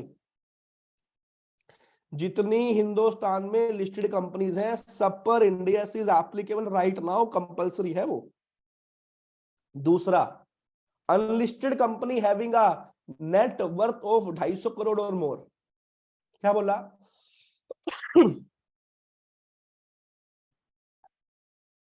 क्या बोला? Unlisted companies having net worth of 250 crore और मोर, मतलब इंडिया की एप्लीकेबिलिटी के दो है हमारे पास सर आज की डेट में क्राइटेरिया। पहला क्या? Listing of security. मुझे एक बात बताओ, अगर एक कंपनी है एबीसी लिमिटेड, उसके हैं डिबेंचर लिस्टेड स्टॉक एक्सचेंज पे, क्या उस कंपनी पे इंडियस लगेगा? सवाल पूछ रहा हूं सर आपसे। एक कंपनी के डिबेंचर लिस्टेड है सर स्टॉक एक्सचेंज पे, क्या उस पर इंडियस लगेगा या नहीं लगेगा? मेंबर यार आंसर तो दो यार। लक्की जी बोल रहे हैं नहीं लगेगा। So they have used the word securities. Securities include equity instrument, preference share, debentures, bonds. कोई भी अगर लिस्टेड है लग जाएगा sir compulsory. They are using the word securities. Second बात, पहला क्या बोला? लिस्टिंग और in the process of listing. अगर कोई company having in process of listing, उस पर भी इंडिया कंपलसरी लग जाएगा। हालांकि अभी स्टॉक एक्सचेंज पे लिस्ट हुई नहीं है जनाब, लेकिन अगर उन्होंने तैयारी कर दी स्टार्ट तो इंडिया लग जाएगा। आपको पता है ये वाले काम हिंदुस्तान में आज की डेट में सबसे ज्यादा है, सबसे ज्यादा काम है आज की डेट में ये वाला। इतनी कंपनीज कन्वर्ट हो रही हैं जनाब, इतनी कंपनी कन्वर्ट हो रही हैं, इतनी कंपनी खुद से ऑप्शन चूज कर रही है वॉलंटरी वाला। एंड जो चार्टर्ड अकाउंटेंट इस फील्ड में काम कर रहे हैं ना, उनसे इनकी इनकम पूछ के देखो जनाब कितना पैसे लेते हैं वो उस चीज के। हम यहाँ पे ओटीपी मांग मांग के सर थक जाते हैं कि अच्छा सर ओटीपी देना सर प्लीज, ओ हो सर टाइम एक्सपायर्ड हो गया, please again give me OTP. ये कहानी है सर। और सेबी ने एक बात बोली हुई है जनाब, सेबी ने एक बात बोली है। क्या बात बोली? सेबी बोलती जब भी तुम स्टॉक एक्सचेंज पे लिस्ट होने आओगे ना, मुझे पिछले 3 साल की बैलेंस शीट पूरी सेट इंडियस में कंप्लायंट चाहिए। और वो 3 सेट कौन बनाएगा? It can be certified by the company auditor and it can be certified by the third party chartered accountant firm. Zomato का जो IPO फाइल हुआ था, Zomato का वो IPO फाइल किया था only 7-year-old CA फर्म, सिर्फ 7 साल ओल्ड CA फर्म थी। और उनके जो सीनियर थे पार्टनर, उनकी एज इज ओनली 30 एज, 30 साल की एज थी उनकी जिनको जोमेटो का IPO मिला। सर एज कोई नंबर नहीं है। सेकंड पार्टनर था 29 इयर्स का और थर्ड पार्टनर था वो 25 इयर्स का था। तीनों ने काम किया है, उनको जोमेटो का काम मिला। आज उनके पास इतना काम है, इतना काम। और ये पूरा फैक्ट के ऊपर बेस है। आपको पता है मैं इतने मेरे पास काम आते हैं ऐसे ऐसे कि मेरे को फोन करता है क्लाइंट, सर झूठ नहीं बोल रहा है एक भी बात सर, सच बोल रहा हूँ। कहते हैं कि दिल से आवाज निकल रही है। मेरे पास एक फोन आया, एक काफी अच्छे सीए थे, फोन आया, कहते यार कार्तिक ये बैलेंस शीट है, हम इस कंपनी है ऑडिटर, यार इस पे लग गया इंडियस अगले साल से। मैं कहा ठीक है सर कोई दिक्कत नहीं है। उनकी ऑडिट फीस थी मात्र 1.5 लाख रुपए, उनकी ऑडिट फीस थी मात्र 1.5 लाख रुपए। एंड ही एग्रीड कि भैया 1.5 लाख फीस है। तो कंपनी में इंडियस लग गया। तो वो बोलते कि मैंने ना उनसे चालाकी से ना 50,000 फीस इंक्रीज करवा ली क्योंकि इंडियस लग गया।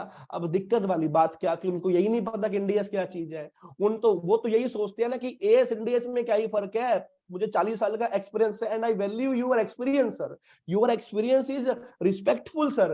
लेकिन सर जब टेक्निकली बात होती है ना सर, तब एक्सपीरियंस धरा का धरा रह जाता है sir. When we are talking about facts, तो मैंने बोला, वो बोलते कार्तिक मेरे को नहीं आते तो ये काम कर दियो, सर को मैं दे दूंगा 20,000 रुपीज। मैं कहा सर बात ये है, पहली बात है मैंने उसकी बैलेंस शीट देखी, मैंने बोला सर इस पे इंडियस कन्वर्जन जब होगा ना, एएस टू इंडियस में बैलेंस शीट जाएगी। When Indians first time implement होगा, कम से कम उस कन्वर्जन सिर्फ फीस बोल रहा हूं, सिर्फ कन्वर्ट करने की कम से कम 6 से 7 लाख रुपए फीस होनी चाहिए, वो वाली फीस, क्योंकि उसमें इंडियस में बहुत सारी एंट्रीज थी, companies doing multiple jobs, multiple business, multiple loans, lease contracts, equities contracts, debentures contract. मैं कहा सर आप पागल पुगल हो यार, क्या कर रहे हो? मैं कहा भाई आप, मैं कहा सर मैं नहीं कर सकता सर, हाथ आपके जोड़े। तो ये हाल है सर मार्केट के अंदर। सर मैं सच्चाई बोल रहा हूं सर, बुरा मानने वाली कोई बात नहीं है सर, इसमें जो है वो है।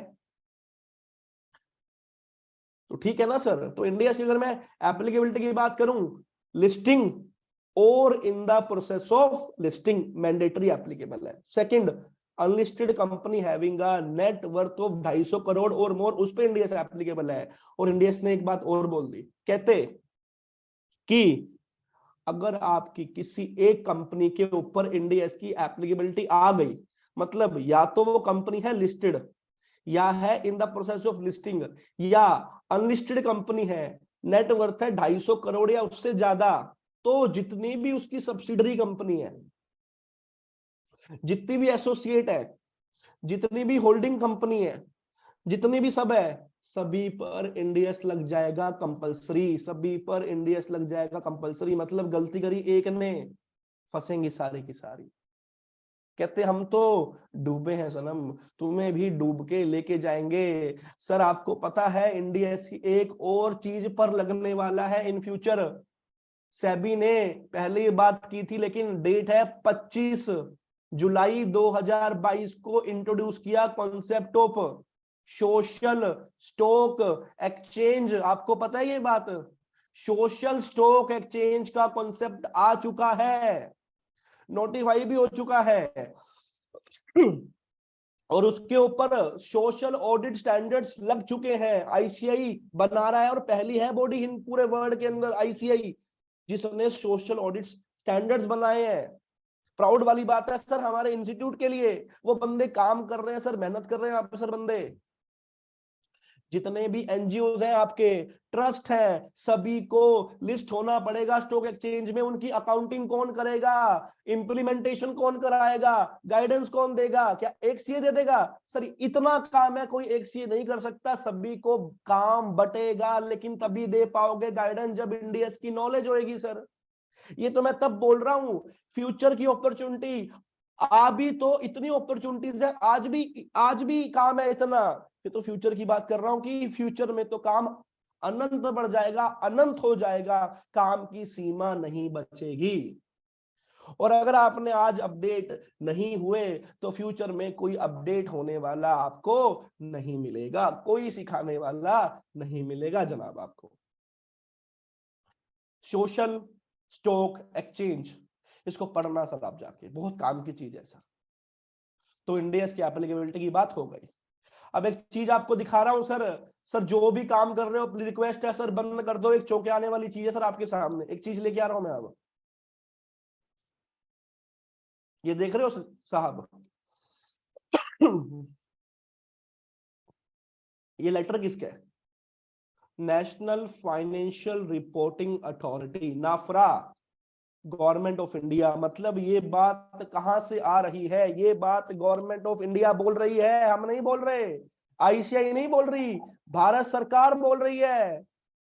लेटर लिखा है सर, पत्र लिखा है, किसको? To the secretary the ICI, ICI Bhawan, Indira प्रस्थ मार्ग, न्यू दिल्ली 110002। अगर आपने ये रिपोर्ट देख ली या पढ़ ली, आप अपने आप को कंट्रोल नहीं कर पाओगे, क्योंकि गवर्नमेंट ने बहुत कुछ लिख दिया है इस इंस्टीट्यूट को। और ये कोई अच्छी बात नहीं है जनाब, ये कोई अच्छी बात नहीं है, कोई सेंसिबल बात नहीं है सर। ये भी गवर्नमेंट हमको लिख रही है। मैं सारी बातें तो सर आपको नहीं है पढ़ाऊंगा सर, मैं सारी बातें तो सर आपको मैं नहीं पढ़ाऊंगा, क्योंकि सर अगर मैंने सारी बातें आपको सर पढ़ा दी ना सर, दुख देने वाली बात हो जाएगी सर फिर। लेकिन फिर भी अगर आप सुनना चाहते हो, देखो दे आर लार्ज, सर ये पढ़िए point, payment to auditors, there are large number of companies, 1,81,392, nearly 30% of the company which have reported nil payment to auditor, nil payment. दूसरा, majority number of companies 2,48,218 companies accounting 41.41% have reported small payment to auditors below 25,000. Of these companies, 40,708 companies have reported very small amount of payment to auditor that is below 5,000 rupees. और इसमें बहुत सारी बातें लिखी है, मैं उस पे नहीं आना चाहूंगा, लेकिन मैं जिस पे आना चाहूंगा वो है इंडियस एप्लीकेबिलिटी थ्रेशोल्ड। इस पे आना चाहूंगा, इस पे आपकी नजर दिखाना चाहूंगा। जैसे ही मैंने बोला, गवर्नमेंट क्या बोल रही है, ICI should consider the need for a separate set of accounting standards for micro entities. मैं क्या बोला, जितने भी आपके अभी के जो एएस हैं वो भी रिवाइज्ड वाले, वो सभी माइक्रो पर एप्लीकेबल हो जाएंगे, बाकी हर जगह इंडियस लगने वाला है जनाब, इंडियस लगने वाला है। Currently the primary criteria for mandatory applicable, आपको बताया था दो ही है क्राइटेरिया, एक तो लिस्टिंग ऑफ सिक्योरिटीज लिखा हुआ है, दूसरा net worth unlisted company having 250 crore और मोर। बट ये बात सर चौंकाने वाली है, ये गवर्नमेंट बोल रही है, इंस्टीट्यूट नहीं, भारत सरकार बोल रही है।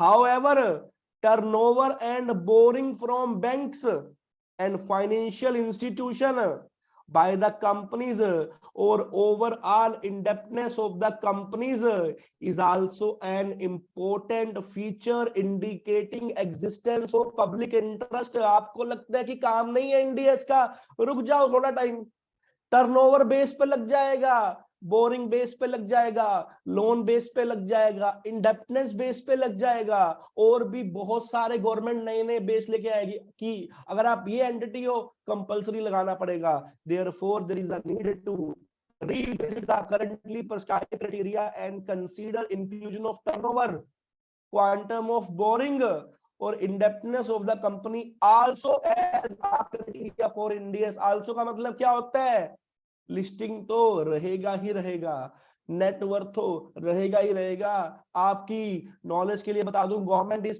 प्लानिंग कि इसकी जो है लिमिट वो हो जाएगी 100 करोड़। आज की जो 250 करोड़ की लिमिट है वो हो जाएगी 100 करोड़। जैसे जैसे आपका जीएसटी की जो था उसमें लिमिट कम होती जा रही है ना, वैसे ही इसमें कम होएगी। 100 करोड़ सेल बेस आएगी, 100 करोड़ बोरिंग बेस आएगी 3 करोड़। तो आप देखना सर आने वाले टाइम पे होता है क्या सर। और आप कहते हो ना कि यार एकदम ही आगे रात को 8 बजे और बोल दिया, ये प्रूफ दे दिया है सर। और ये गवर्नमेंट ऐसी है सर, जो बोलती है ना करके जरूर दिखाती है सर। और ये बहुत अच्छी बात है, मैं तो कह रहा हूँ कितनी अच्छी बात है, हम चार्टर्ड अकाउंटेंट्स को कितनी अपॉर्चुनिटी मिल रही है। लोग बोलते हैं काम नहीं बचा ये प्रोफेशन में, मैं बोलता हूँ इतना काम है जो पहले कभी था ही नहीं।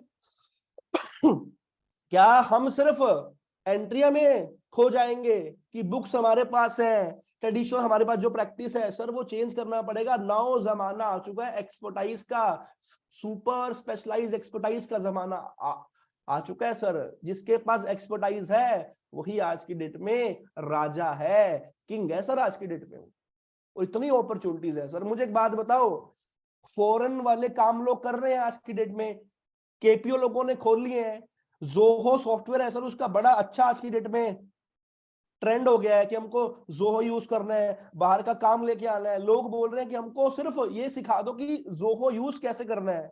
सर मुझे एक बात बताओ, होंगी तो एंट्रीज वहां पे पास होंगी, तो वहां पे एंट्रीज पास होंगी, तो जो एंट्रीज की वैल्यू लेके आओगे कैलकुलेट करके लेके आओगे, वो कैसे लेके आओगे भैया? क्योंकि एंट्रीज की जो वैल्यूज कैलकुलेट होंगी वो तो एज पर स्टैंडर्ड्स होंगी ना सर। क्या without the knowledge of standard क्या जोहो का आप एक्चुअली में यूज कर पाओगे? और क्या जो बीकॉम वाले वहां पे आपने सेमी क्वालिफाइड है बंदे, क्या उनको होएगी नॉलेज? असंभव है सर, ये बात असंभव। ठीक है साहब, अभी रुको सर, एक चीजें और बतानी है, ये तो बहुत बड़ा फैक्ट है, रुको। ये देखो सर, ये बात किसकी है सर? किसका है सर? ये securities and exchange board of India circular दिया हुआ है फरवरी 4, 2022। ऑल म्यूचुअल फंड, ठीक है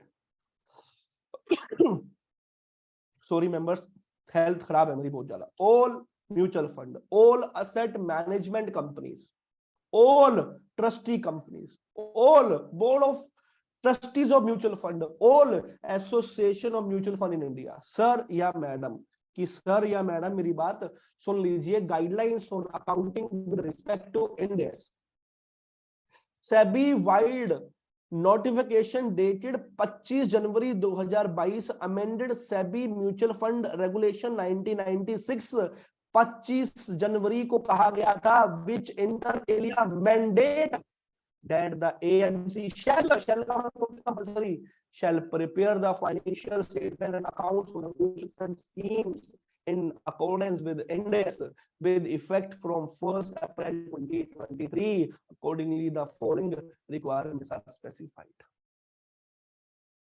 उस म्यूचुअल फंड्स की जितनी भी कंपनीज हैं एएमसी, सब पर इंडियस लग गया, वॉलंटरली नहीं है, मैंडेटरी लगा दिया, अब तो लगाना ही पड़ेगा। अच्छा हो, ये किसकी अपॉर्चुनिटी कौन बढ़ा रहा है? ये एक चार्टर्ड अकाउंटेंट की अपॉर्चुनिटी को एनहेंस कर रहा है, और कोई नहीं है। एक सीए को डायरेक्ट होगा बेनिफिट, ना तो ये काम कर सकता कोई सीएमए, ना तो ये काम कर सकता कोई सीएस, ओनली चार्टर्ड अकाउंटेंट है जो ये काम कर सकता है, क्योंकि और किसी के बाद इतनी काबिलियत नहीं है जनाब जो इंडियस को किसी बैलेंस शीट में अप्लाई है करवा दे। और सेबी ने फॉर्मेट भी दे दिया कि content of scheme wise balance sheet साहब ऐसे बनेगी।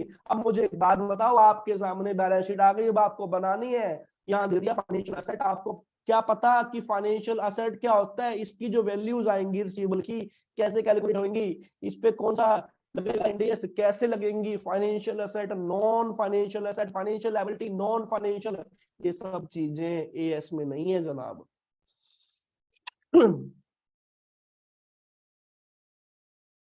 ये जरूरी है।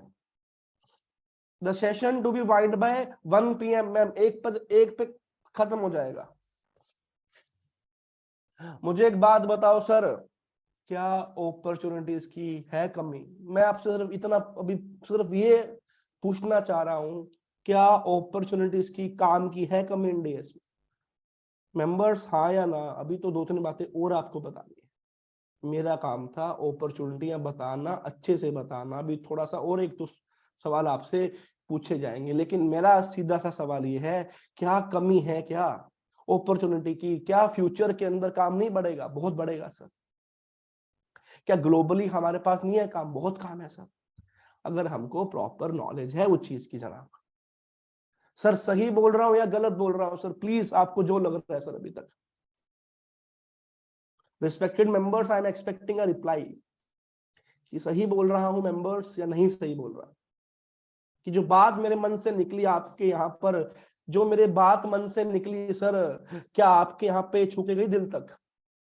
हम बात करते हैं सर दिल से दिल तक छू के जानना सर। जानिम साहब बोल रहे हैं टू मच अपॉर्चुनिटी। बाकी मेंबर्स कहाँ चले गए? ठीक है जनाब, कोई बात। अब मैं आपको दिखा रहा हूँ। हाँ सर रुकिए, अभी तो हुआ ही कुछ नहीं, अभी तो चीजें दिखानी भूल गया मैं आपको। ये देखिए सर, टेंडर आ गया है sir.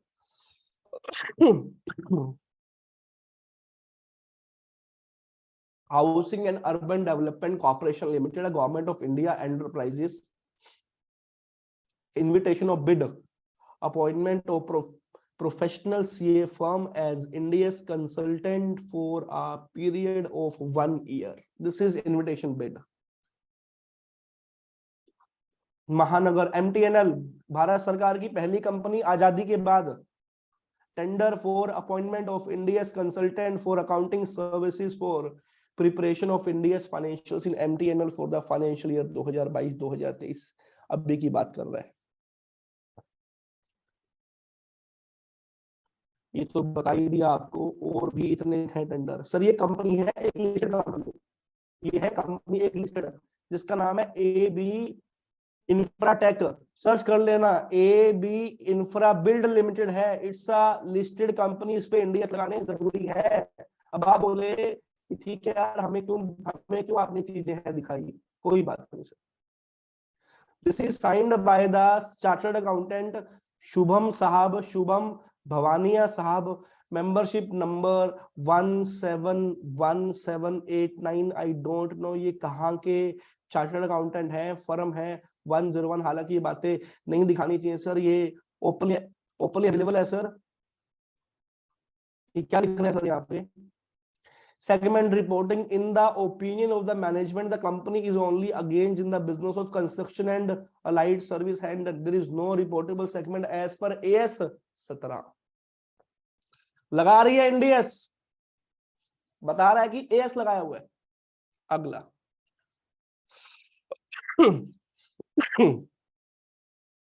as required by accounting standard 18, लगा रही है NDS, लिस्टेड कंपनी है, लग रहा है AS, ठीक है। During the company LIC valuation as per AS 15, लगना चाहिए NDS 19, लगा रहा है AS 15। कोई बात नहीं सर, छोटी मोटी गलती है सर, हो जाती है, ऐसे मत करो सर यार, चार्टर्ड अकाउंटेंट से छोटी मोटी गलती है, हम हमारी माफ है सर, हम गलती नहीं करेंगे तो कौन गलती करेगा जनाब, ठीक बात है सर, कोई बात नहीं। ये क्या बोल रहा है ऊपर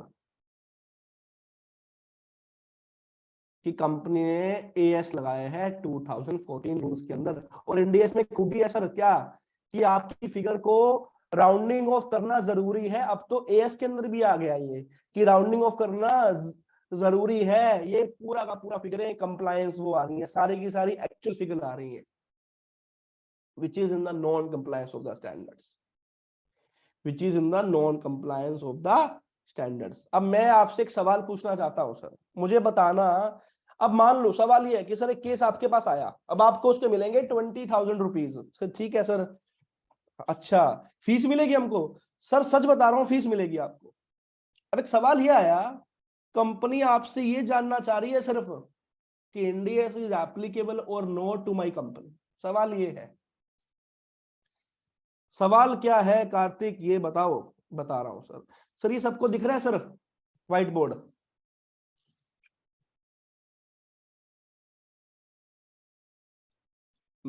मेंबर्स, ये व्हाइट बोर्ड आपको दिख रहा है?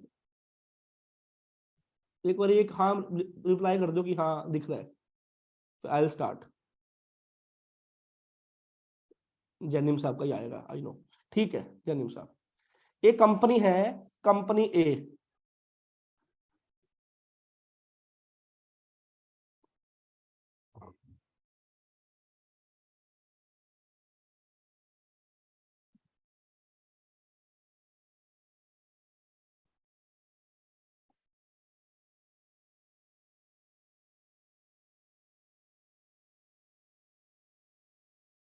Company B, subsidiary company A, company B है सर, सब्सिडरी है कंपनी A की, मतलब कंपनी है, होल्डिंग कंपनी बन गई। इसकी नेटवर्थ है जनाब 100 करोड़। एक और आते हैं company C, this is subsidiary of B। अब आपसे सवाल ये है भी, इसमें से किन किन कंपनीज पर इंडियस लगेगा मैंडेटरी?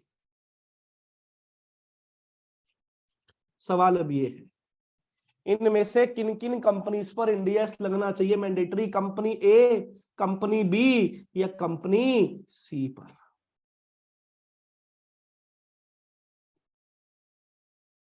ओलो, सभी ने बोला ओल, ABC, क्योंकि सर अगर किसी एक कंपनी पे आ गई, सर ये देखिए ना इंडियस की एप्लीकेबिलिटी, आप इसको अच्छे से पढ़िए, ये देखिए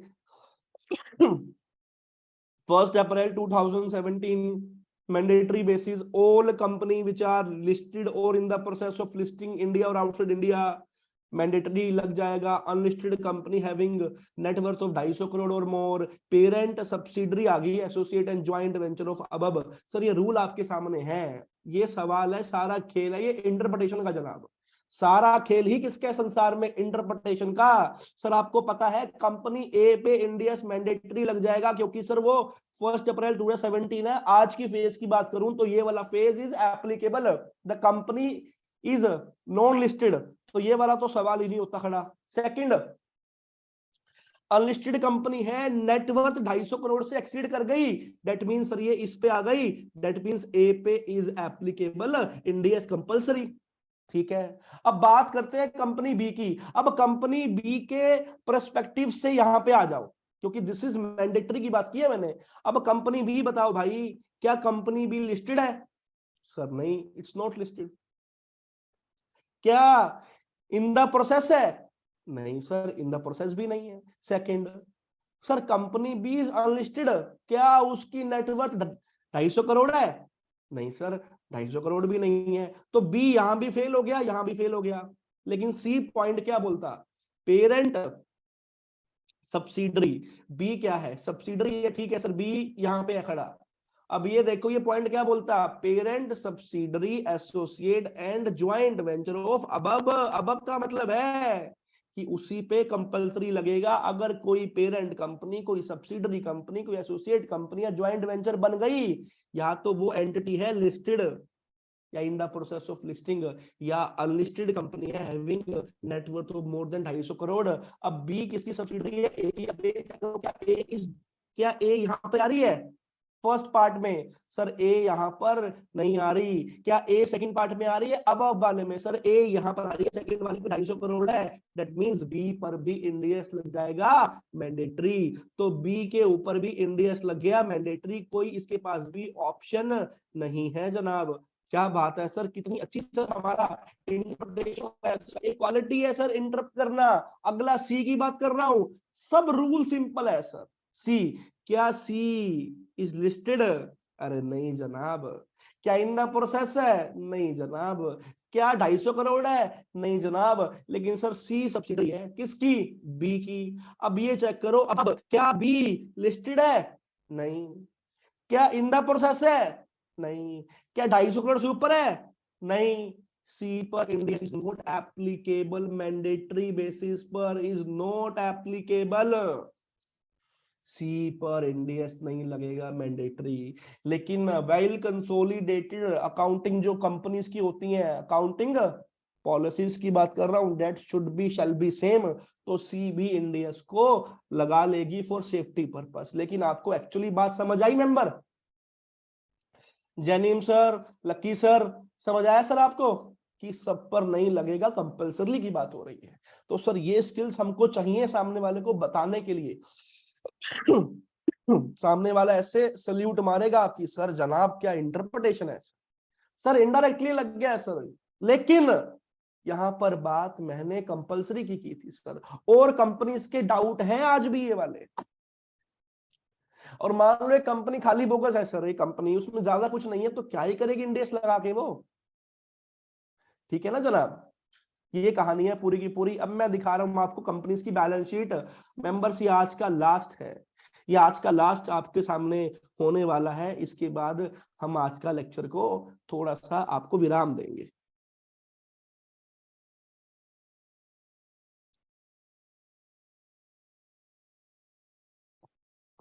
लेटर था, इसको भी करते हैं। ये महानगर है, इसको भी बंद करते हैं। मेरे को जो चीज दिखानी है सर आपको, ये दिखानी है। ये देखिए सर, एनुअल रिपोर्ट है, ये देखिए जनाब।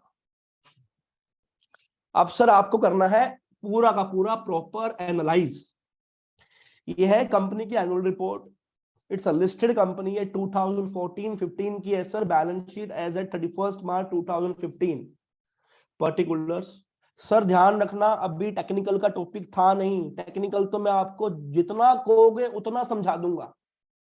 Total number of Indians is 39, लेकिन उसको आप क्यों पढ़ो, उसकी प्रॉपर वजह, मोटिवेशन आज मैं आपको देके जा रहा हूं इस लेक्चर के माध्यम से। मैंने अपनी जी जान लगाई है सर, भगवान मेरा सर, भगवान सर मेरा वो है गवाह। मैंने कोई चीज पे कॉम्प्रोमाइज नहीं किया है जनाब, सिर्फ आपके लिए सर। आई वांट कि आप प्लीज इसको सीरियसली कंसीडर करें मेंबर्स, क्योंकि सर आपकी उन्नति का मतलब है हमारे इंस्टीट्यूट की उन्नति। क्लियर कट ये मुद्दा है। Balance sheet as at 31 March 15। Sir ये तो वही बैलेंस शीट ना सर, देखते आए हैं, share holder fund, share capital, reserve and surplus, non current liability, long term borrowings. ये डेट है 31 मार्च 15, ये डेट है 31 मार्च 14। This is rupees in lakh. इसी कंपनी की, ये 31 मार्च 15 की बैलेंस शीट है, इसी कंपनी की अगले साल की बैलेंस शीट आ गई 31 मार्च 16 की। साहब मुझे एक बात बताइए, फर्क क्या है? ये है एज पर इंड एस और ये है as per accounting standards AS।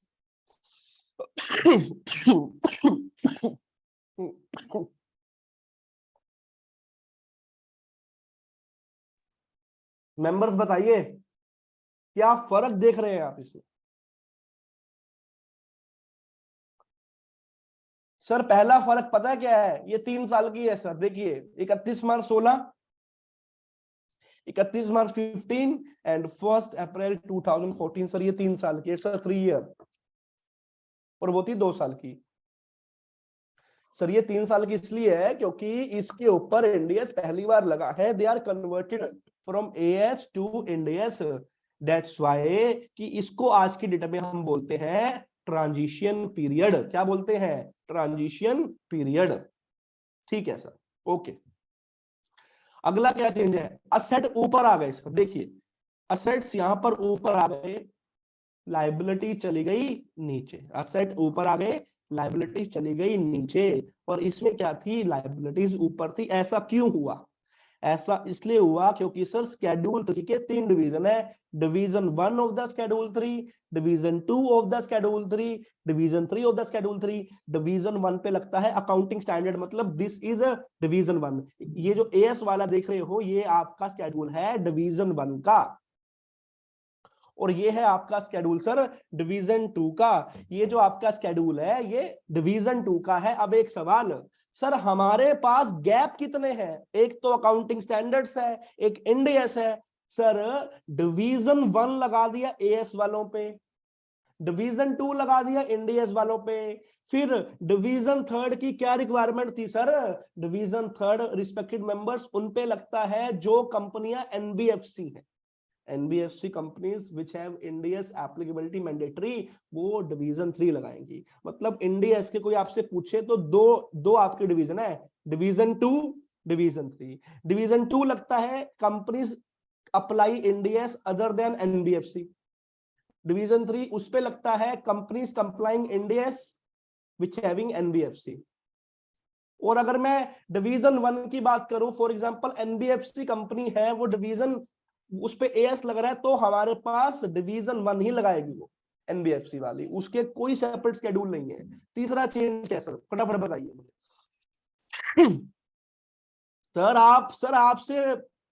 Sir आप तो सर ज्ञान का सागर है सर बैलेंस शीट को चेक करने में। सर ये देखिए सोच के सर, ये असेट आपके पास पड़े हैं, ये असेट आपके पास सर सामने दिख रहे हैं। रिस्पेक्टेड मेंबर प्लीज आप सीरियसली लें चीज को। ये असेट आपके सामने है AS वाले, और ये इंडियस वाले आपके सामने पड़े हुए हैं। आप सोच के देखिए फर्क क्या है इसमें। ये AS वाले हैं fix asset, tangible, intangible, capital work in progress, non current investment, long term loan and advances. चलो पहले बात करते हैं मात्र नॉन करंट की। चलो सबसे पहले we need to analyse non current asset. चलो सर यहां से यहां पे आ गए नॉन करंट असेट के अंदर। ठीक है सर, बाकी बातें छोड़ देते हैं। चलो पहले तो सर 3 साल की बता दी आपने, असेट ऊपर आगे बता दिया आपने। सर ये वैल्यू है 31 मार्च 15, ठीक है सर, और ये है 31 मार्च 14। ठीक है, ये है 1 अप्रैल 14, मतलब कि 31 मार्च 14 से 1 सेकंड फालतू हो गया, 12 बज गए। तो सर इसको हम एज्यूम कर सकते हैं, प्रज्यूम कि ये है 31 मार्च 14 और ये है 31 मार्च 15। दैट मींस अगर आपको ये बात फील होती है ना कि इंडियस और AS में कोई ज्यादा फर्क नहीं है, तो जो आपकी अमाउंट्स आ रही है ना, फिर इसमें भी फर्क नहीं होगा। टेंजिबल असेट दैट मींस आज की डेट में AS के अंदर भी उसको हम PPE बोलते हैं, इट इज अ PPE। आप देखते हैं सर इसकी वैल्यू है 31 मार्च 14 की 352,604.65, that is rupees in lakh. अब सर हम PP में चले गए, इंडियस में ये बन गई 530,099.59 रुपीज इन लैक्स। सर ये वैल्यूज अकाउंटिंग स्टैंडर्ड्स के अंदर आ रही थी 352,604.65, that figure is rounded off lakhs. और ये भी लैक्स के अंदर है सर। अब आप सोच के देखिए, ह्यूज डिफरेंसेस। ये है 31 मार्च 15 की 347 700.95, 31 मार्च 15 सर, यहाँ तो डेट भी सेम आ गई। Huge differences, huge differences. अगला intangible asset, we moving further तो बार ये हो गया। अब आते हैं इंटेंजिबल असेट्स के अंदर। ठीक है, एक सेकंड भाई, क्या हो गया? अब आते हैं इंटेंजिबल असेट्स के अंदर। ठीक है, इसकी वैल्यू कितनी है सर? एज पर 31 मार्च 14 1540, और ये कितनी है सर? 769.16, आधा हो गया सर एज पर इंडेस। आप सोच के देखिए, ये कितनी वैल्यू है? 445.38, 31 मार्च 15 की। या तो डेट भी सेम है, 651.61, यहां बढ़ गया। सोच के देखो, यह वैल्यू बढ़ गई। क्या बात कर रहे हो सर? सर ये तभी लगेगा पता जब रग रग का एक सिंगल सिंगल पैराग्राफ पढ़ोगे। अगला है capital work in progress. Sir ये सेम होता है मोस्टली, लेकिन फिर पढ़ते हैं। 20,365.85, 20,365.85 ये सेम है, कोई बात नहीं। अगला 42,159.98, 42,159.98, ये है 42,158.93।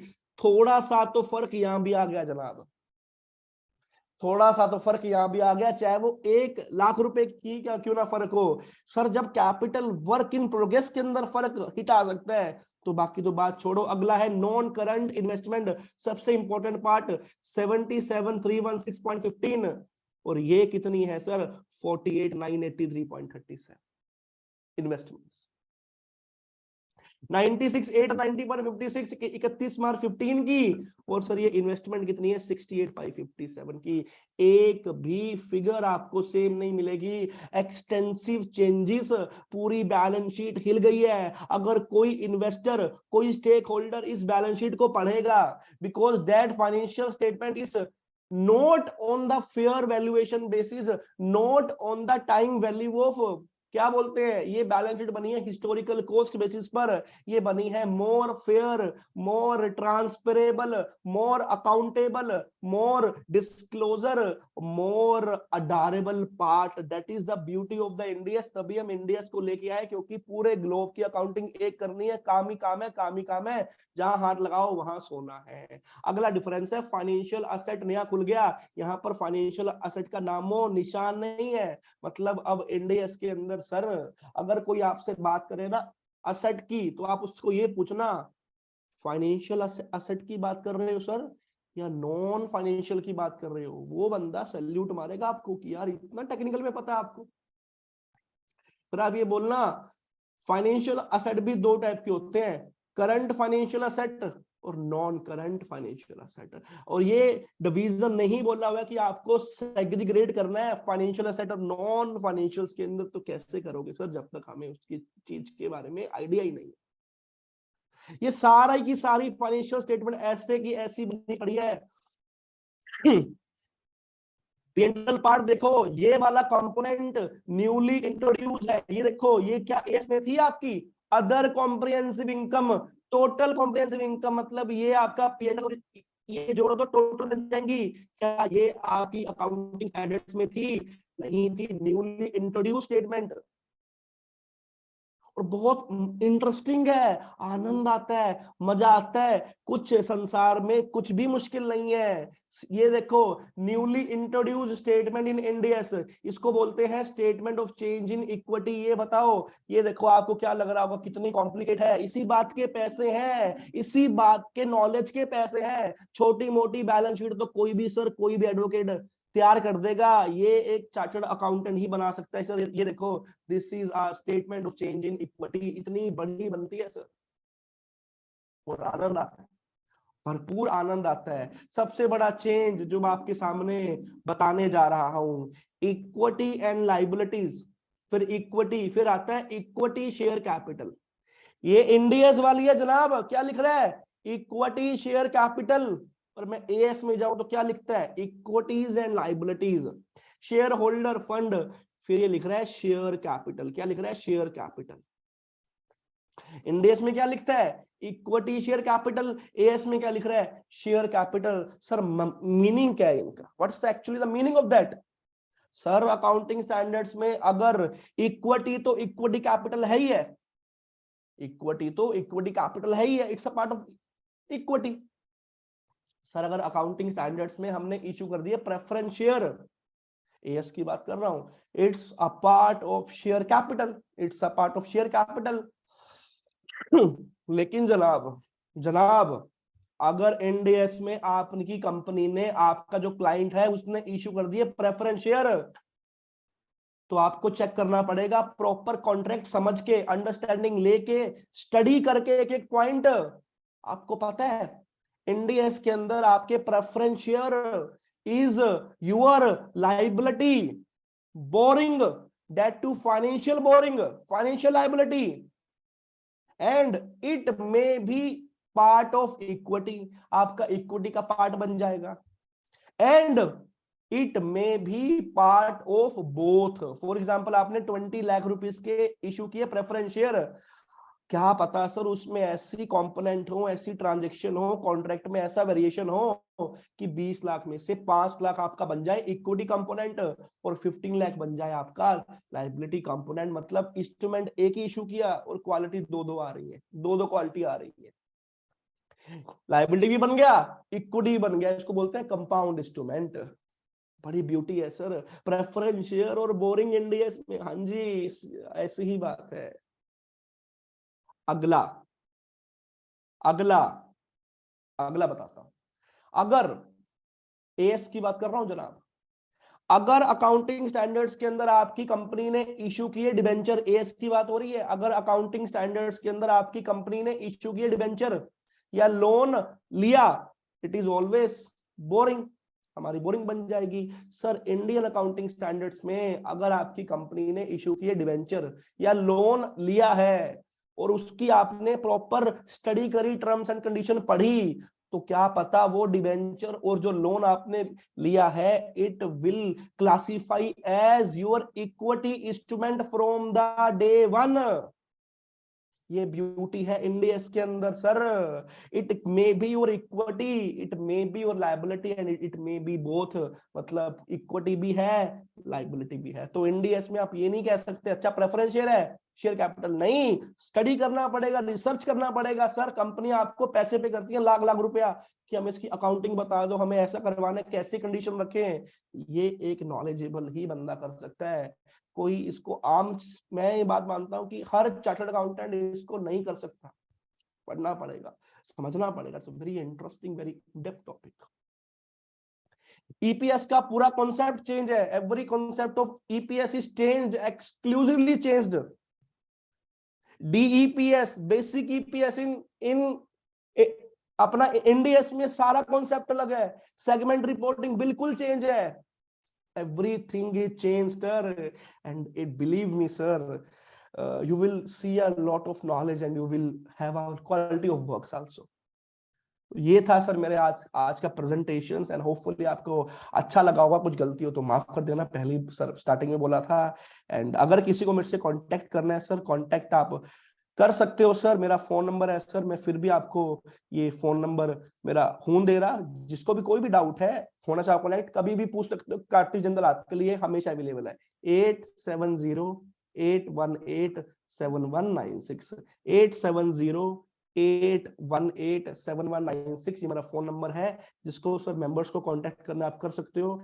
And lastly I really thankful to the Thane branch of WRC of ICI, Swapnil sir chairman, committee members sir बैठे हैं यहाँ पे मेरे सामने, ओपी सर बैठे हैं मेरे सामने, सभी मेंबर्स बैठे हैं मेरे सामने। बड़ा अच्छा लग रहा है कि सर आज आप 31 को आप मुझे सुन रहे हो एंड मुझे आपने टाइम दिया। एंड भगवान की दया से सर मैंने पूरी जोर लगाया, तबीयत खराब थी बट फिर भी सर मेंबर जो भी आपका है फीडबैक प्लीज आप मुझे जरूर देना। एंड आई विश कि मैं थाने ब्रांच फिजिकली आऊं, तब टेक्निकल पे बात की जाएगी भी कैसे होता है कैसे नहीं होता। Thank you members, thank you sir, thank you sir, over to you sir. Thank you, sir, for this wonderful session. Now I request CA Atharva Apte to give vote of thanks for this session. Hi, good afternoon. Thank you so much, OP sir. Am I audible? Yes, yes. Hi, everyone. Wish you a very good afternoon. And it is 31st December. What a way to end our year with a wonderful, informative, and a dhamakedar session by CA Jindal sir. Thank you so much, sir, on behalf of Thane branch of ICI. Thank you so much to our branch staff and our support in making this event and this session possible. Also, thank you to the members for always being a part and always supporting us in all our endeavors. With that, we come to an end of our session. Thank you so much. See you all very soon and wish you all a very happy new year as well. So over to you again, OP sir. Okay, now we are concluding the session. Wish you all a happy new year. Thank you very much. Thank you, sir. Thank you, OP sir. Thank you. Thank you. Thank you. Thank you all.